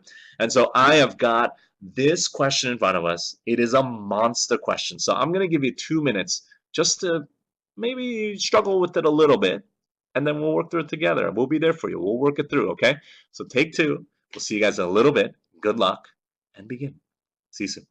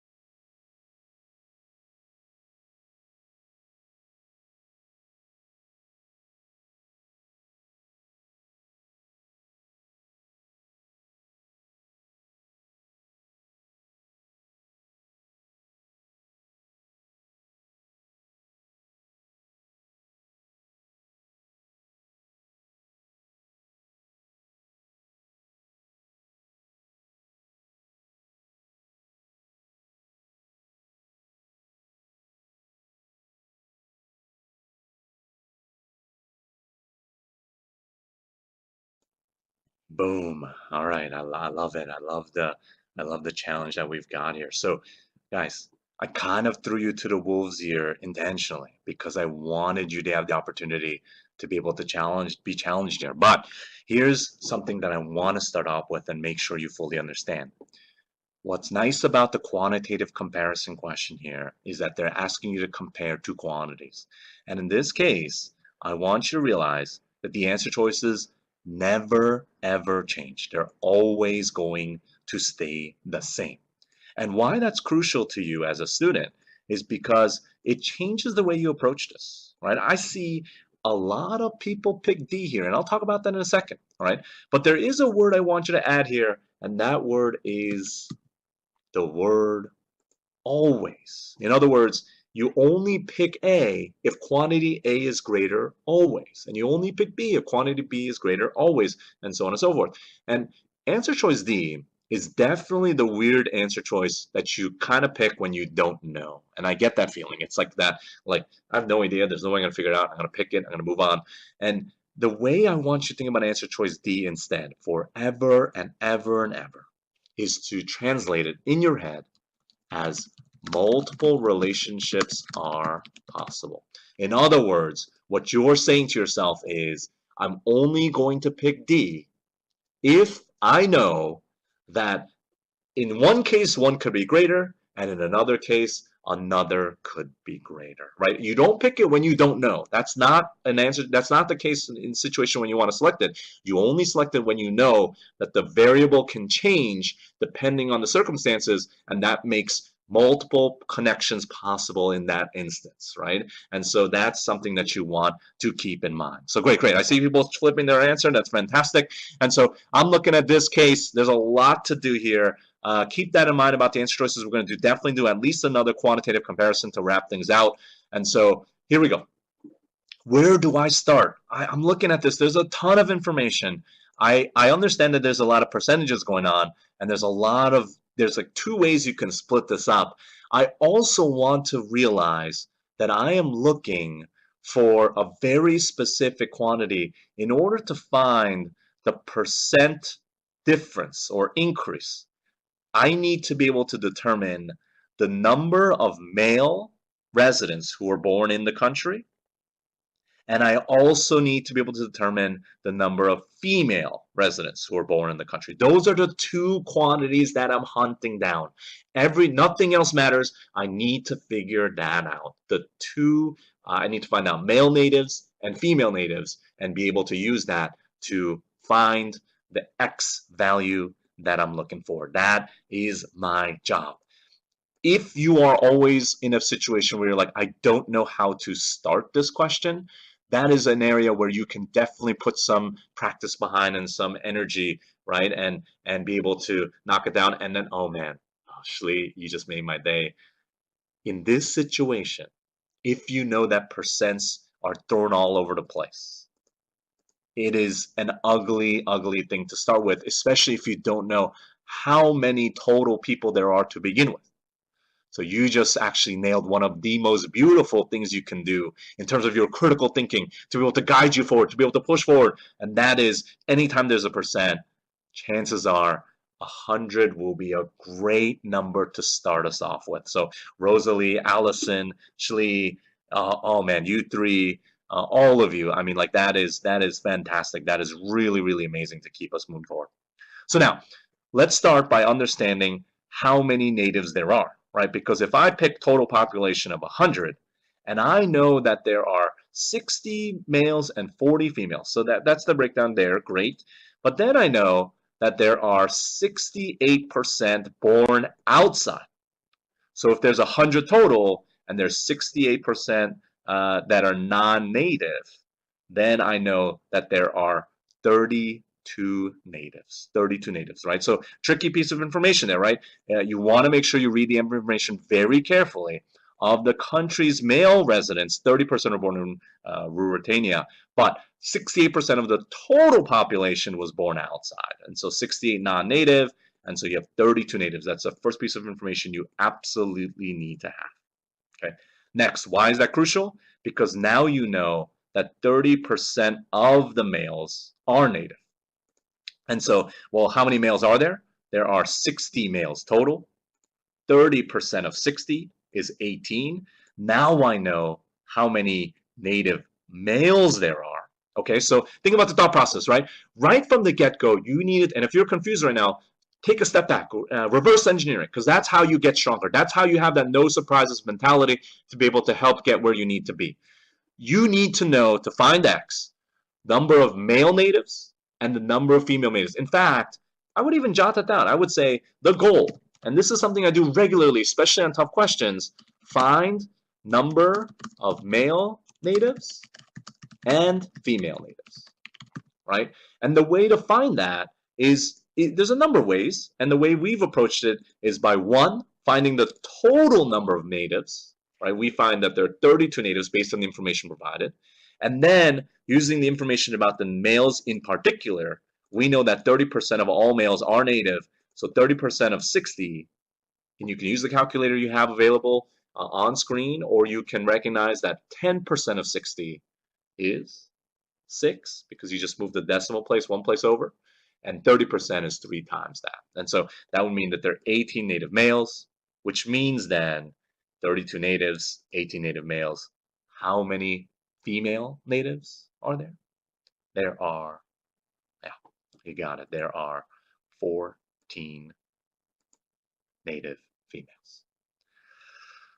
We're not done yet, right? Because we need to find the percent difference, the percent more male versus female. So how many more males are there than females in this country? This is why this becomes a 99th percentile question. Because if we ended there, maybe that's definitely doable, right? But we need to understand that there could be 4 more. There are 4 more males than females. And so our calculation for X is 4 over 14. 4 more native males, 4 native females. Amanda, Rami, fantastic. Kristen, Shlee, oh man, you guys are rocking it. And if I do that division and multiply by 100%, that's going to give me 28.6%, which means our answer is that B is greater always. B is greater always. Okay. A lot of this is about the format. A lot of this is about being suspicious. And look, the GRE is challenging, but it is very predictable, even at the higher difficulty levels. All you need is that experience. And that's what we guide you towards. All you need is that realistic experience to really understand how the GRE is trying to challenge you. And they're not just challenging you with the math. They're challenging you with the format of the questions. They're challenging you with the test setting that you'll be in. In fact, Teacher Ali is going to talk about this later, but one of the things I'm most proud about the Kaplan GRE course is that if you're a Kaplan GRE student, you have exclusive access to take one of your practice tests. One that's just for you and the score that you'll see with your instructor. You get to take one of your practice tests at the official GRE testing center next to students taking the real GRE, and that is just something that students rave about because they're getting to sit there and see other students sweat around them and mumble and under their breath around them, and they're just sitting there really getting the feel for the how everything works together in a super realistic, the most realistic setting possible. And so this is something that, look, this question is, I know, challenging, and keep talking to us, but it's all about knowing what your job is, stating the task, and again, building that instinct, training yourself to get to those steps little by little. Don't ever sit there frustrated by one question. Understand that you've got so many questions. We've got over 3,000 questions available to you for you to continue to practice on and to feed back into your practice. So just go straight to the answers, reverse engineer it, keep thinking about where did I miss it, what didn't I understand, build that up, and then more and more you get to where you need to be, which is, guys, try it on for size. Type with me, no surprises. No surprises has to be your mentality to keep getting you step by step, little by little, as Teacher Ali said, to your final goal. That is the way that you want to be rolling forward. All right, we're just about reaching the time that we have together, but I can't stop. Teacher Ali, I hope you'll forgive me. Let me do at least one more, and we'll see if you guys get sick of me or not. But let's take a look at this one. I'm going to work through this one with you. This one also looks super scary. and it is very challenging from a percentage perspective.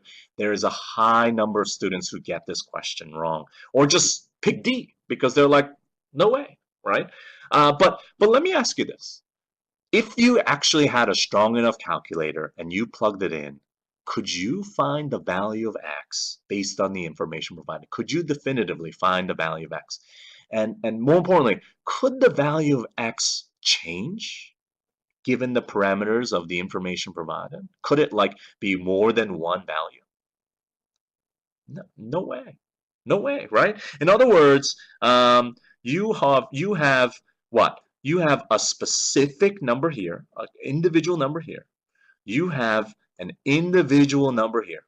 And it's going to become the same value each time, which means based off that information, which answer choice should I eliminate right off the bat?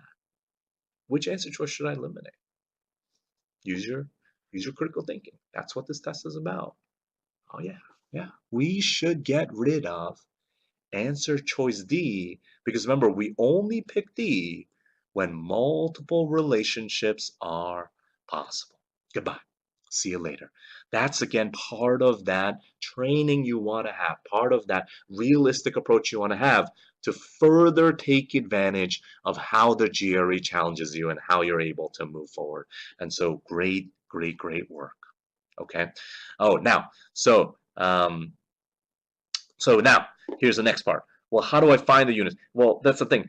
There is a button missing from your calculator on testing. If you're already thinking, well, what is missing? Well, there is no exponent button on the GRE calculator, the on-screen calculator, right? So you definitely do not want to be sitting there clicking, typing away like that cat on the keyboard meme, right? Of like 6 times 6 times 6 times 6. That is definitely, your brain may want you to do that, but you need to stay away from those instincts and tendencies of just wanting to brute force it, to build it out. Instead, you've got to realize there's information here for a reason. I need to be able to work this out. And so fantastic, it's just participation here. And so what I'm going to do then is thinking, okay, if I'm only caring about the units digit, what is the units digit? The units digit is, another word for it would be the ones digit, right? The ones place, okay? As opposed to the hundreds or the tens, all right? If I only care about the last digit in the number, well, what happens when I raise 6 to an exponent? Well, any exponent with the base of 6, right? And let me get rid of this. Let me get rid of this here. Any exponent with a base of 6 ends in, well, 6, right? Because if you think about it, 6 to the 1 is 6. 6 squared is 36, right? And if you keep going, 6 cubed is what? 216, right? So in other words, you are in a situation where no matter what, it's always going to end at 6 at the last digit. And how about 5? 5 is even more clear. Any exponent with a base of 5, 5 squared is 25, right? 5 cubed, 125. What happens? It always ends in, and I love it, Rosalie, you see that pattern? The GRE is predictable. Bang, it ends in 5. So what's the value if I'm subtracting? If this value here is always going to end in 6, and if the 5 to the 21 is always going to end in 5, well then 6 minus 5 is 1. Bang. Right? And what's greater, 1 or 5? Well, let me get rid of these ugly arrows that I just put up here. But what's greater, 1 or 5? Well, definitely 5 is greater always. And so B is always greater. Amazing job. Rosalie, Kristen, Shleesh, Shaima. Oh man, you guys crushed it. And again, even on the tough questions you'll see, it's all about building your experience. It's all about not, no surprises. Let that keep pushing you. Why are you doing this? Of course you want that scholarship money. Of course you want to open doors. Of course you want to get into school. But it's sometimes hard to keep that in mind when you're struggling on a Thursday night, or and you're cursing. Well, hopefully not Teacher Ali's name, but at least my name, right? Teacher Dennis or whoever it is you're working with. But you need to understand that little by little, step by step, goal, question by question. Remember, 2 points can help you leapfrog 10 percentile of candidates. And so those steps, little by little, will ultimately lead there. And again, why? So that when you get to the test, you're not trying to become a mathlete. You're not trying to become some kind of amazing, vocabulary guru. Again, not cool, right? It's more about making sure that you have no surprises. All right, guys. I'm over time here.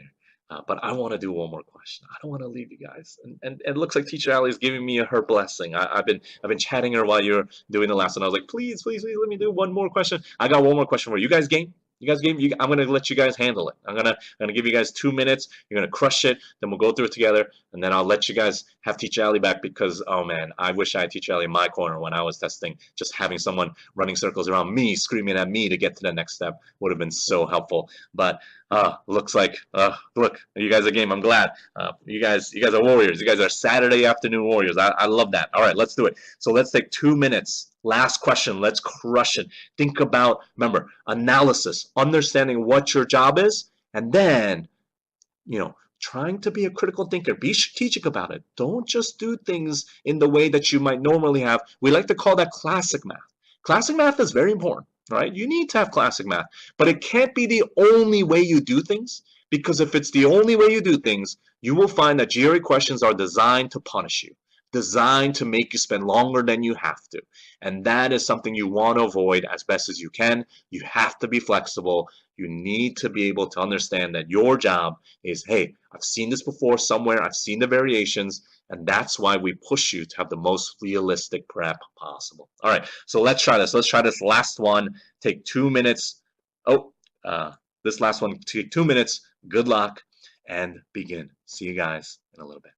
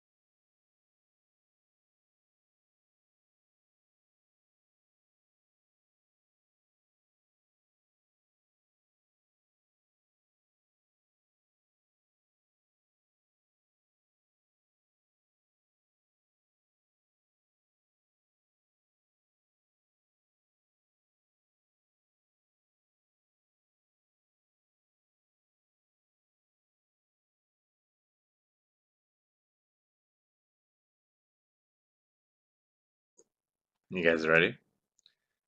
How many of your brains are screaming for you to just add things up, right? And I'm with you there, right? Look, 9 to 29 inclusive. Inclusive means including 9 and 29, right? And so if your brains are screaming, well, just add them up. Just add them up and you'll be in a good place. But again, we don't want you to be the cat clicking away, clicking away on the keyboard. Like that is not the way you want to be spending your time on the GRE. There are better ways to use your time. I'd rather you be able to be efficient and understand what your challenge is. So what I do want to give you as an opportunity here is to understand, hey, you are comparing. You're always comparing. And I love that all of you found the opportunity to say, that D cannot be the answer. There are no variables here. The relationship will not change. And I get it. You wanted to math initially, and I love that. And that's a natural habit that we're going to need to break over time as you gain more experience. Because take a look. Quantity A is 9 plus 10 plus 11 plus 12 minus 20, to 20, and that's not a minus, it's a through 20, it's a dash, right? And if you think about quantity B, let me see if I read it this way, if it makes it clearer. Guys, what does quantity A have that quantity B does not have? And what does quantity B have that quantity A does not have? What do they have in common? If they have it in common, it's the same as if they both don't have it. That's how you compare, isn't it? Right? When you compare any two things, you only compare what they don't have in common. That's how you get to your answer much more quickly. So in other words, they both have every number between 12 and 29, but quantity A has 9, 10, 11. What does quantity B have? The quantity A does not. It has the number 30. Oh my goodness. These two quantities are 100% equal. That's how you crush the quantitative comparison test. That's how you continue to build your experience. That's how you become not even just a more accurate, but more efficient test taker. You don't predetermine your strategies. In verbal, you make predictions. In quant, you take a moment to analyze and to understand what your task is before you dive in. You don't assume that you want to just do classic math all the time. We work with engineers, math majors, and they always complain. They don't finish. They're like, I can do differential equations in my sleep. I cannot for the life of me finish this test section in time. And that's because they have a predetermined set way. You need to be flexible. Why? Because this is not a math test. This is using the, as Teacher Ali said, the words of math, but it's more about your critical thinking. It's more about your decision making. That's how you crush it. And that's how it leads to what? Guys, let's close it out in style. Our goal, which is no surprises. Let me hear that one more time. Let me see that one more time. Shout it out for me. No surprises. Guys, it was a pleasure working with you in this time. Teacher Ali, thank you so much again for inviting me and having me in your week. It was such an honor to be a part of this. Teacher Ali, it's all yours. This is an amazing group. It's been amazing working with this group. You guys crushed it. Have an amazing rest of your time. I'll be here. I'll be chatting in the chat, so don't go anywhere. We got a lot to discuss. There's so many things that Teacher Ali is going to brag about in terms of what we do in this program together. Guys, this is Dennis signing off. I'll see you around. I'll see you next time. I'd love to see you around in one of my classes. Teacher, it's all yours. Thank you again. No surprises, guys. Keep that in mind.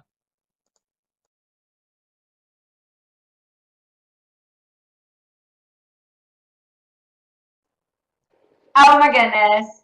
Oh my goodness. Am I right? D for Dennis. Can I just hear it one time? Can I just hear D for Dennis? I can't wait for you all to take your tests and be thinking as you're picking answers. It's A for Allie. It's B for Boris. It's C for Chauncey. It's D for Dennis. And it's E for Steve. I'm so proud of you. I'm so proud of you. Y'all did great. Is this crazy how this was the boot camp and we took the hardest questions and we broke them into things that were easier and manageable? You have to remember that this is a test for like all grad programs, PhD programs, MBAs, even law schools are taking it now. And so that is just another indication that it's not about math, because I promise you, because I've been to law school, that they don't care how good you are at math. In fact, most of the people who ended up in law school hate math as much as I do. And they don't care in a lot of your programs, whether you know math, and in other programs, they don't care how great your vocabulary is. They're testing something else. They want to see how do you think, right? They want to see if you're strategic.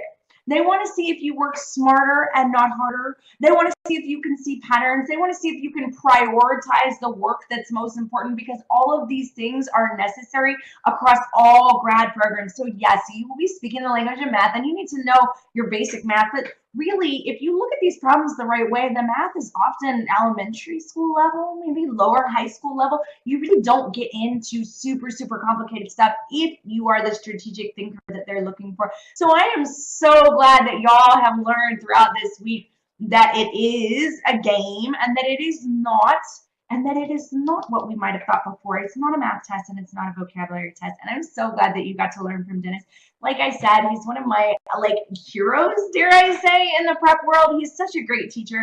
he is so thorough and he makes things just pop and you're like, oh my gosh, why didn't I do that? And then you never forget it ever. And so I'm very, very excited about that. And hold on one second so I can refresh my deck. I'm gonna be right back with my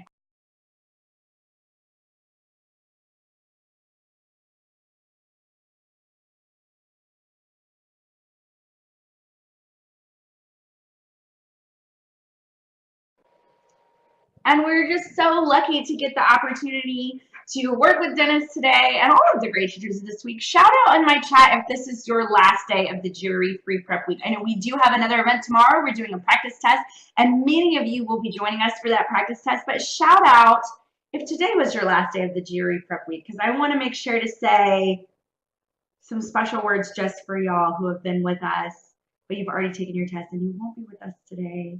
You know, Nicole, that's a great question. And I want to say that not many of us are not great teachers. And you will find actually that Kaplan has the highest requirement for incoming scores and for the training and development of teachers of any major test prep company. So we are very, very proud of that we have really, really huge standards here at Kaplan for all of our teachers.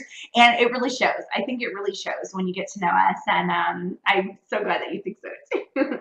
And if this is your last one, oh my gosh, thank you so much for joining us and good luck on your test. And this has been such a great week and I just can't even. I'm just really glad that y'all were with us. I'm going to go back through my best practices, but if I don't see you tomorrow because you're going on to take your real deal GRE, then listen, y'all know that I love to tell y'all this. I hope I never see you again. And not because I don't love you and not because I don't care about you and not because I'm not happy to have been your GRE teacher this week, but because I hope that you get just exactly what you're looking for and that you're done with this stinking test and you're on to bigger and better things. And I wish you all the best of luck on your test for real. But let's talk now about best practices, and then we'll talk about that prep test that we are taking tomorrow for those of us who are taking it. In terms of my best practices, knowing your starting point is huge. So if you have not yet taken a practice test and you are sitting there thinking to yourself, I'm not ready, I got to study this, I got to study that. The reason you take the prep test and the practice test is to figure out what you need to study and at what level. So you should not wait.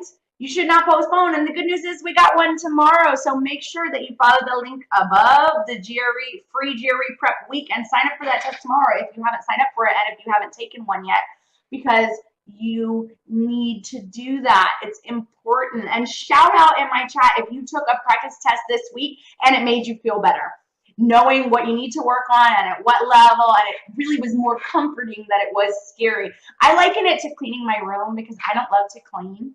So like I will be like, no, I don't want to clean. But then when I finally clean, I actually feel a lot better because like now I don't have the anxiety of a messy room anymore. So it's kind of the same thing. You got to get started and you will feel a lot better. I promise you will. The next thing is the target scores. I talked about this earlier. You need to know what you're aiming for, right? You're going to prepare differently for a sprint than you do for a marathon. And so you need to know, are you sprinting? Are you having a marathon? Are you near acceptance? If you're near acceptance, you might want to push forward because that means that you are in striking distance of scholarships. These are things that you have to know. And so I want you to, one, get a starting point. Take the test. If you haven't yet, take one with us tomorrow. It's the last day. The true last day of GRE free prep week is tomorrow. It ends on a practice test note. Some of us already took our practice test earlier in the week, but if you haven't, come tomorrow for the totally free practice test because we will be doing it. And yes, you can still sign up. Go to that link, like I said, that captest.com free GRE prep week. It should be pinned to the top of your page. And the next thing is don't just attack your textbooks. What is this not? Tell me two things this test is not, because it's not, and it's not, and we've been hashtagging it all week. And I hope it is all over Twitter. You know, I don't have time to Twitter because I'm always here. But if you're on Twitter, let them know it's not this and it's not that. And so your old textbooks are not going to help you because it's not a math test and it's not a vocabulary test. It is not that. It is a game. It's a strategy game. They want to see how strategic you are. They're checking how do you think. How do you think? Because they want you to think like a grad student. They want you to think like an attorney. They want you to think like a smart business person, an entrepreneur, and a leader in business world. And that means that you prioritize your work. That means that you see patterns that you can use to your benefit. That means that you work smarter, not harder. That means that you know when to let go of something when there are more valuable things that you can get to. And putting all of these things into practice means kind of stepping away from the idea that it's a math test and stepping away from the idea that it's a vocab test. It's not that. It's something else. And we started to learn that this week, and I'm so, so glad. I told you before, and I'll say it again, if you learn nothing else from me, that's the thing I want, because when I do my coaching with students and I tutor students, the biggest issue that I have is breaking them of the notion that this is just a math test or just a vocabulary test, because I got to get them out of just studying math and going straight to showing their work, showing their work, showing their work. And I got to get them out of just wanting to read definition after definition after definition. And I got to get them into the patterns, and I got to get them into the shortcuts. So if you can already change your definition of what the test is actually testing, and what this test is and what it is not, then you are miles ahead of so many students that I've met, and that is a good thing for you. It's a good thing for your points. So I'm really excited about that. So we're not going to just attack our old textbooks, and we're going to follow a study plan.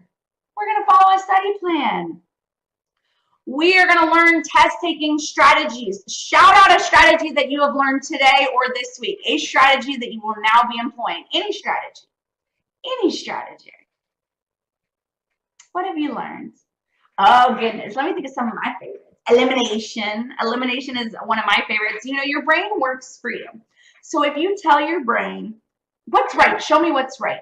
Remember that 4 of these answer choices are designed to trick you, and they use years of data metrics on all of the things that have tricked people in the past to get really good at tricking you. And so there are many things that will look right about the wrong answers. They will look right to you, right? So your brain, you've told it to see what's right, and it's like, well, this kind of looks right, and this kind of, and all these things are lighting up, and then you get very confused, and you switch to the sounds good test, and you get trapped, right? Change what you're telling your brain to do and say, show me what is wrong.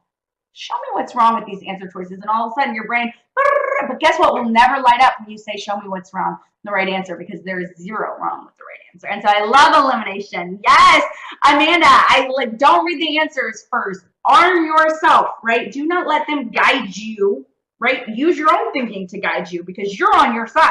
They are not on your side. That's great. The dash method, Bernie, I love that one. If you get into the highest difficulty quant section, you will get a question like that, and now you will be able to answer it when many people won't. Congratulations on that. Sahil, yes, absolutely. Pick numbers, right? If it's going to be a bunch of algebra, an easier way is going to be to pick numbers. And there are many strategies like that, but I love that one. Absolutely. Absolutely. I'm so proud of y'all. I'm so proud of y'all. Commit these to memory, because test-taking strategies are huge here, because it is a strategy game. It is not a math test, and it is not a vocabulary test. Now I want you to use drills and realistic practice. Shout out in my chat if you received anything from me that will help you with this. What I mean by drills is this. I want you to take your practice items, and I don't want you to just do practice items, and I don't want you to just do things that are timed. You should not be working timed until you're very close to test day. Before that, it's all about learning new methods, which means notes out, it means untimed. You want to do drills, which means that when you're practicing, don't just do timed practice, right? I want you to do practice that is untimed. I want you to do untimed. I want you to try 3 questions of the same type, same difficulty, untimed, and just see if you can do it, if you know how. If you get on 100% right, then maybe try 3 more, but this time timed with no notes, and see if you can still do it. This way you're isolating variables. You're like, okay, I know how to answer it, check, but do I know how to do it, and I can also do it under time conditions? Not so much. Or check, in which case maybe I bring up the difficulty. And this way you're always saying, what is my actual issue? Because if you're just going by, okay, I do everything timed, I do everything mixed difficulty, I do everything full test, you don't know why you're getting it wrong. Is it because you don't know how to answer it? Is it because you know how to answer it, but you're just too slow? Is it because it's really difficult for you to switch hats, geometry, algebra, back to arithmetic, right? Is it because you have test anxiety? Is it an endurance issue, right? Doing a lot of questions in a row, it starts to get hard for you at the end. Is it a warm-up issue? I need to warm up before I head into real questions, because otherwise I'm warming up on my test. You don't know if you're only taking test after test after test. And so doing drills where you take your practice questions and you isolate the variable that you're working on, right? Mastery. Do I know how to answer the question? Untimed, notes out, do I know how to answer it, right? Timed, same difficulty level, but now I put my notes away. Can I still answer it? Oh, the issue then is timing. Or I'm mixing question types, right? Okay, oh, I didn't have a problem with them answering them. I didn't have a problem answering them time, but when I mixed them with other ones, I started to have a problem. Okay, my problem is switching hats. It's a little hard for me to go from algebra to arithmetic back to geometry. Maybe I should organize my questions that I attempt differently. Maybe I should do all my algebra and then all my geometry. These are things to know about yourself, right? Is it difficulty level? I could do it at easy, but when I moved it up to medium, all of a sudden it fell apart. Okay, I should study some more because I have a little trouble here. So yeah, you want to use drills. Absolutely, it's a mental fitness game. You want to figure out what is your issue and how to exercise that particular issue, right? You wouldn't just play basketball game after basketball game, scrimmage after scrimmage. If you're trying to get good at a sport, you're going to break it, right? If you're playing soccer, you're going to go and you're going to kick your penalty kicks and see if you can do those. And you're going to work on defense, right? If you're playing basketball, you're going to work on your free throws. You're going to work on different aspects of the game before bringing it all together. So that's what I mean when I say I want you to use drills. I want you to be very cognizant of how you use your practice items, because you can use them to build many different skills, and you should. You should not be constantly testing yourself. That said, I want you to try and get in at least 6 full-length practice tests during your study period. However, caveat, if you have given yourself a particularly short amount of time, you're not going to have time to do this, because I don't want you to just test. I want you to focus on drills more than testing. And so when I say 6 full-length practice tests, that's my advice for you. If you have given yourself the average amount of study time, which is 150 prep hours and usually about 3 months. If you have done that, I want you in that 3 months to take at least 6 full-length practice tests. However, if you have given yourself a much shorter amount of time, first I want you to investigate if that's real or if that's just something you've done for yourself. You should always try and give yourself at least as much time as your competition is taking. And they are on average 150 prep hours, about 3 months. But if you've given yourself less time, then you're going to have to break this down. But I want at least three, beginning, middle, and end of your prep. The third to find out if you're actually ready to take the real thing. And then the last is that I want you to tap sources of expertise. You've met so many this week, but especially me. You have access to me. And let me put that poll back up. I forgot to put that poll back up. Let me put it back up. If you have not put in your email now, so that you can get my post-class recap email, so that you can talk to me, email me your questions. If you need advice on anything, if there are resources you're looking for, you have questions, feel free to reach out. I'm happy to advise at any time. And I did want to show y'all one thing, because let me see if I have it here somewhere. There is something. Here we go. There's something that Teacher Dennis brought up that I haven't brought up before, and so I wanted to, I don't think I brought it, I might have brought it up in the beginning of the week. I want to bring it up again just so you understand what he was talking about. And he was talking about testing in a realistic way, and specifically he was talking about the official test day experience from Kaplan, and it's down here in the bottom right. So this is something totally unique to Kaplan. Only Kaplan students are able to do this, which is why he brought it up. We're so proud of this. All Kaplan students are allowed to go to the real testing center where their actual GRE will be administered and sit next to people who are taking their real GRE. You get searched the same way. It's the same proctor. You use the same lockers. You get the same scratch paper. And you get to take a real practice test while they're taking their real test, so that nothing surprises you on test day. There are no surprises. It's the most realistic practice out there, and we're able to do this because we are partnered with the test administrator. We're the only people who are partnered in this way. So that's what he was talking about. And you can too, if you're interested in doing this, but you don't have time, or you're not planning to take a full and comprehensive course, we totally get that too. So this is something that you can also do outside of a full course if you want to just sign up to do that. So make sure to call 1-800-CAP-TEST. It's up above if you want to sign up to do this. I'm not sure the cost of it, but I know that if you want that as an experience to do before your real test, that is a thing that you can sign up for all by itself through Kaplan. So I'm so excited. And that's 150 hours, 150 hours. Oh, thank you so much, Nicole. I am an expert. You know, I've spent many years now. I've spent 6 years now building my expertise from being a Kaplan student to being a Kaplan teacher, and becoming a pretty good one. So I'm glad that you even noticed. Thank you so much. And I see a lot of questions coming in about the 3-pass approach.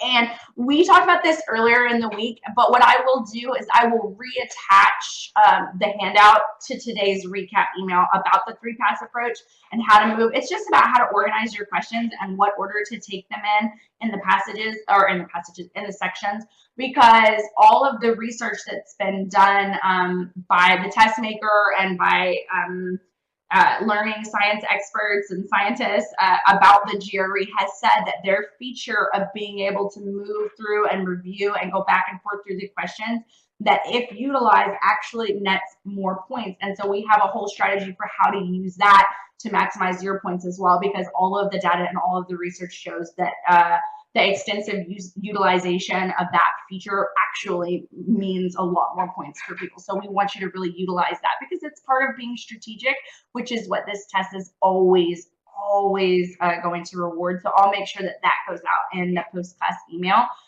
for any of you who didn't get it before. And if you got it before, it's a good reminder. You can get it twice. Just don't download the PDF. But now I'm going to open up to questions. What questions have you got for me? I'm happy to answer any of them. Feel free. I'm excited. What have you got? What have you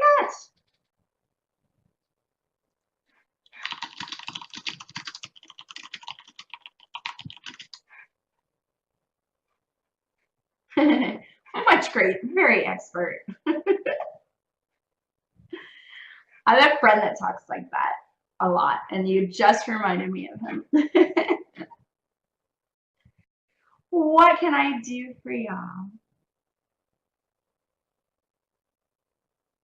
And if you don't have any questions, you're free to go. Make sure to be prepared for tomorrow's lesson, which is also going to be awesome, following the test. So we'll have a test and then a lesson that follows afterwards. And I can't wait to see you there.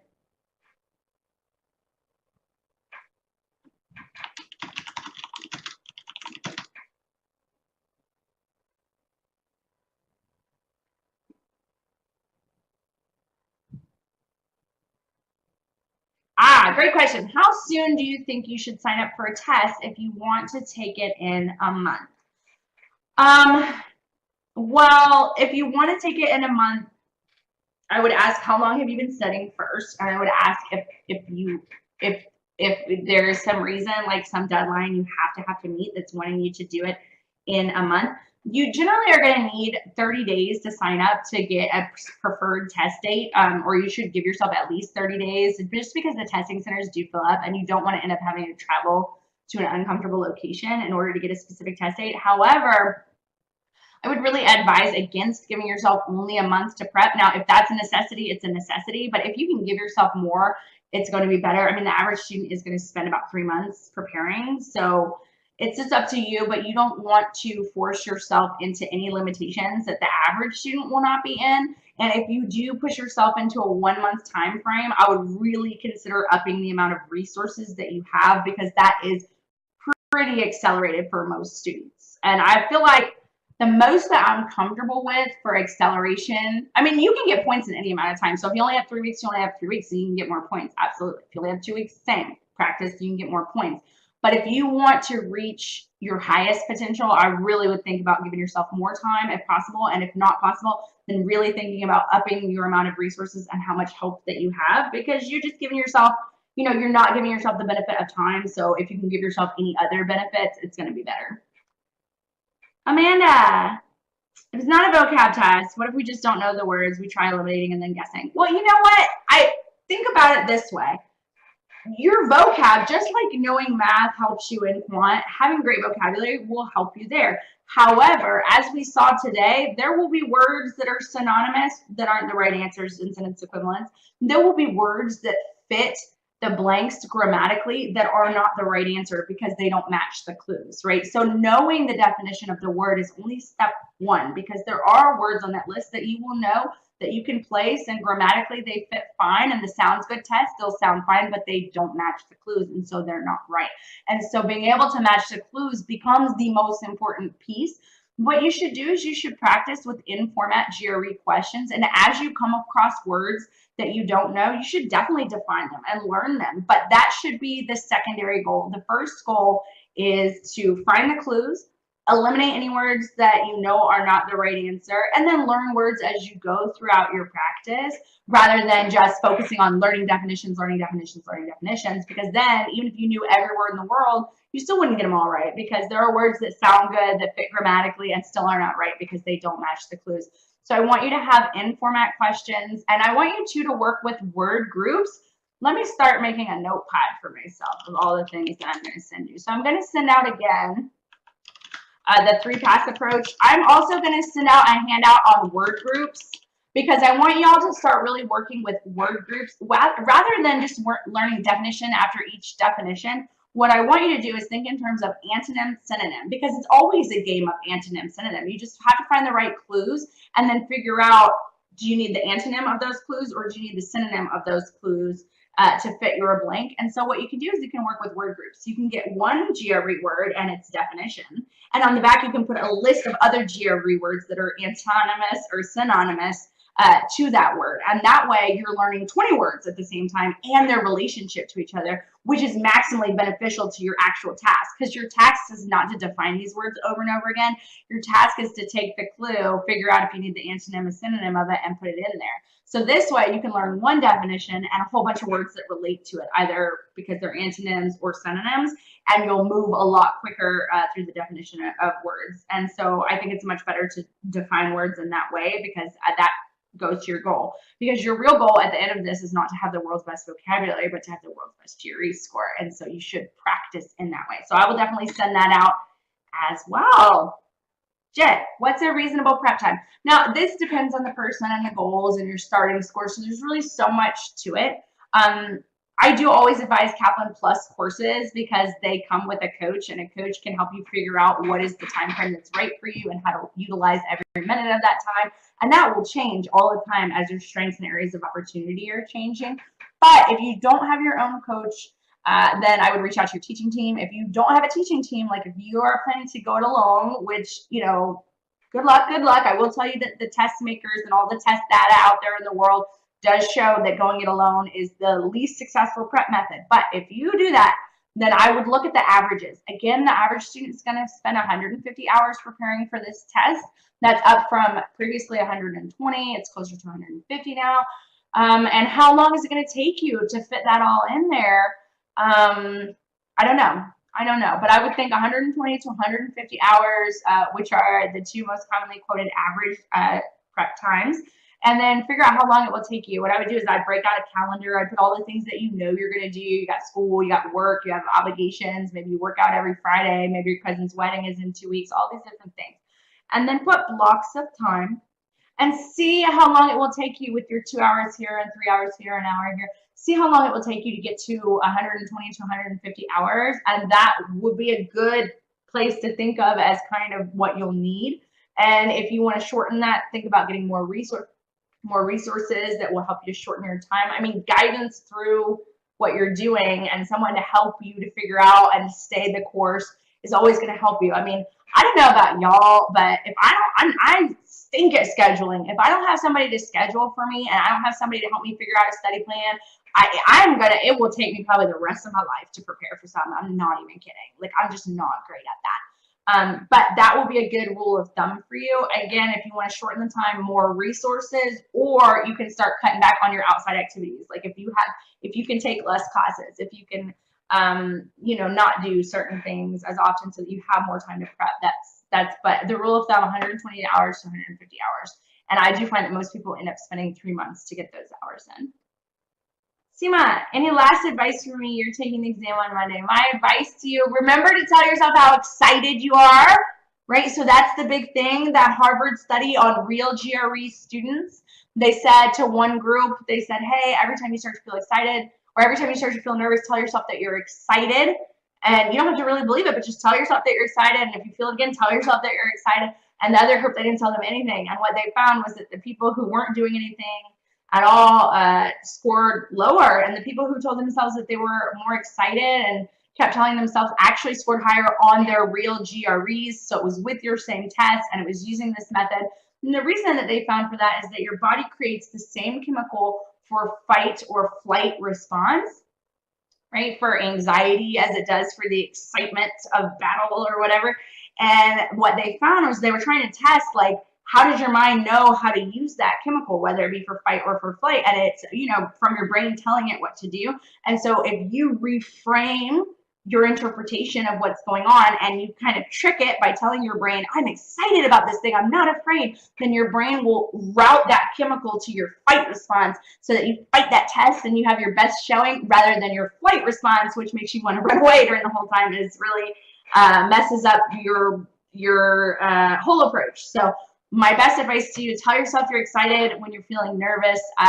Focus on big picture ideas right now. If you've learned any new methods that are great but require, you know, a lot of retraining, that I might not try and implement those in the last few days. Focus on the bigger picture ideas, using elimination as your friend, taking the questions in the order that works for you, which means low-hanging fruit first, and looking for any patterns. Those kind of big picture ideas are things that you can employ even in the last minute. And I wish you so much good luck on Monday. And to all of you who are taking it fairly soon, I wish you so much good luck. I know that you will do really, really well.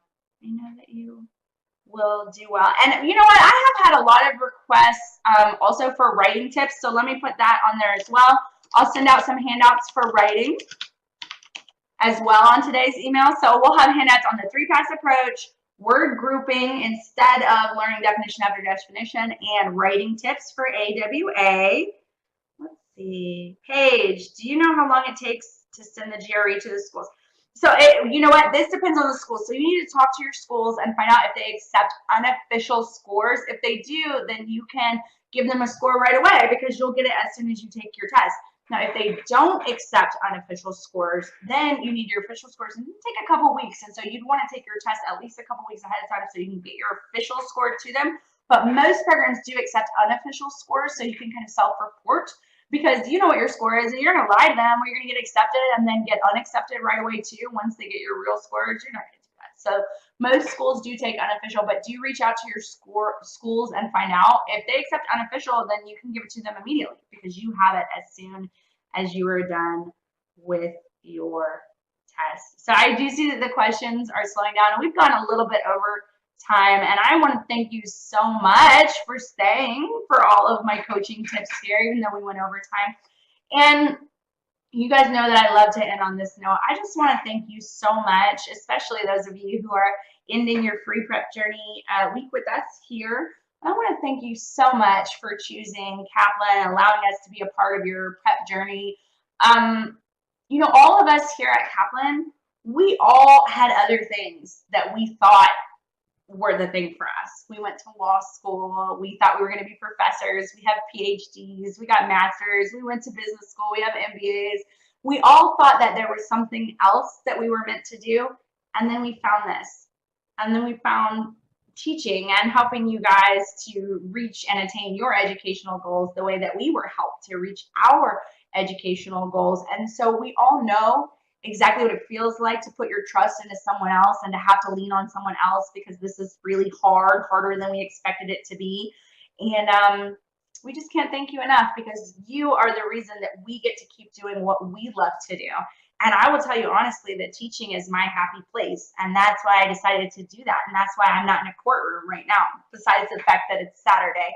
I wanted to do this and help y'all to attain what I thought I never could. And I told y'all this the other day, you know, I was an 8th grade dropout. I have a GED. I never went to high school. I could never in my wildest of dreams have imagined that I would have been able to attain an education at the highest level. I never would have thought that, and on full scholarship as well. And I was able to do that because of Kaplan and because of being able to move my scores into the 99th percentile. And I will never take that for granted. And I will never let y'all down. And I would never be me if I didn't have the opportunity to do that with y'all. So I just want to thank you so much for allowing us to be a part of your journey, for trusting us and putting that trust in us. And we just are so happy and so proud of the work that we do and being able to work with you. And we're so happy and proud of the success that you're going to see and being a little piece of that too. So thank you so much. And for those of you coming tomorrow, I can't wait to see you. And for those of you taking your test soon, I hope I never see you again. And I mean that. I love y'all really. Thank you so much for the free prep week. It's not over for those of you who haven't taken your practice test. I expect to see you tomorrow. But for everyone else, thank you so much. And we will see you not in prep, but out there in the world as graduate students, as MBA students, as PhD students, and as attainers of your educational dreams. Talk to you soon. Bye-bye.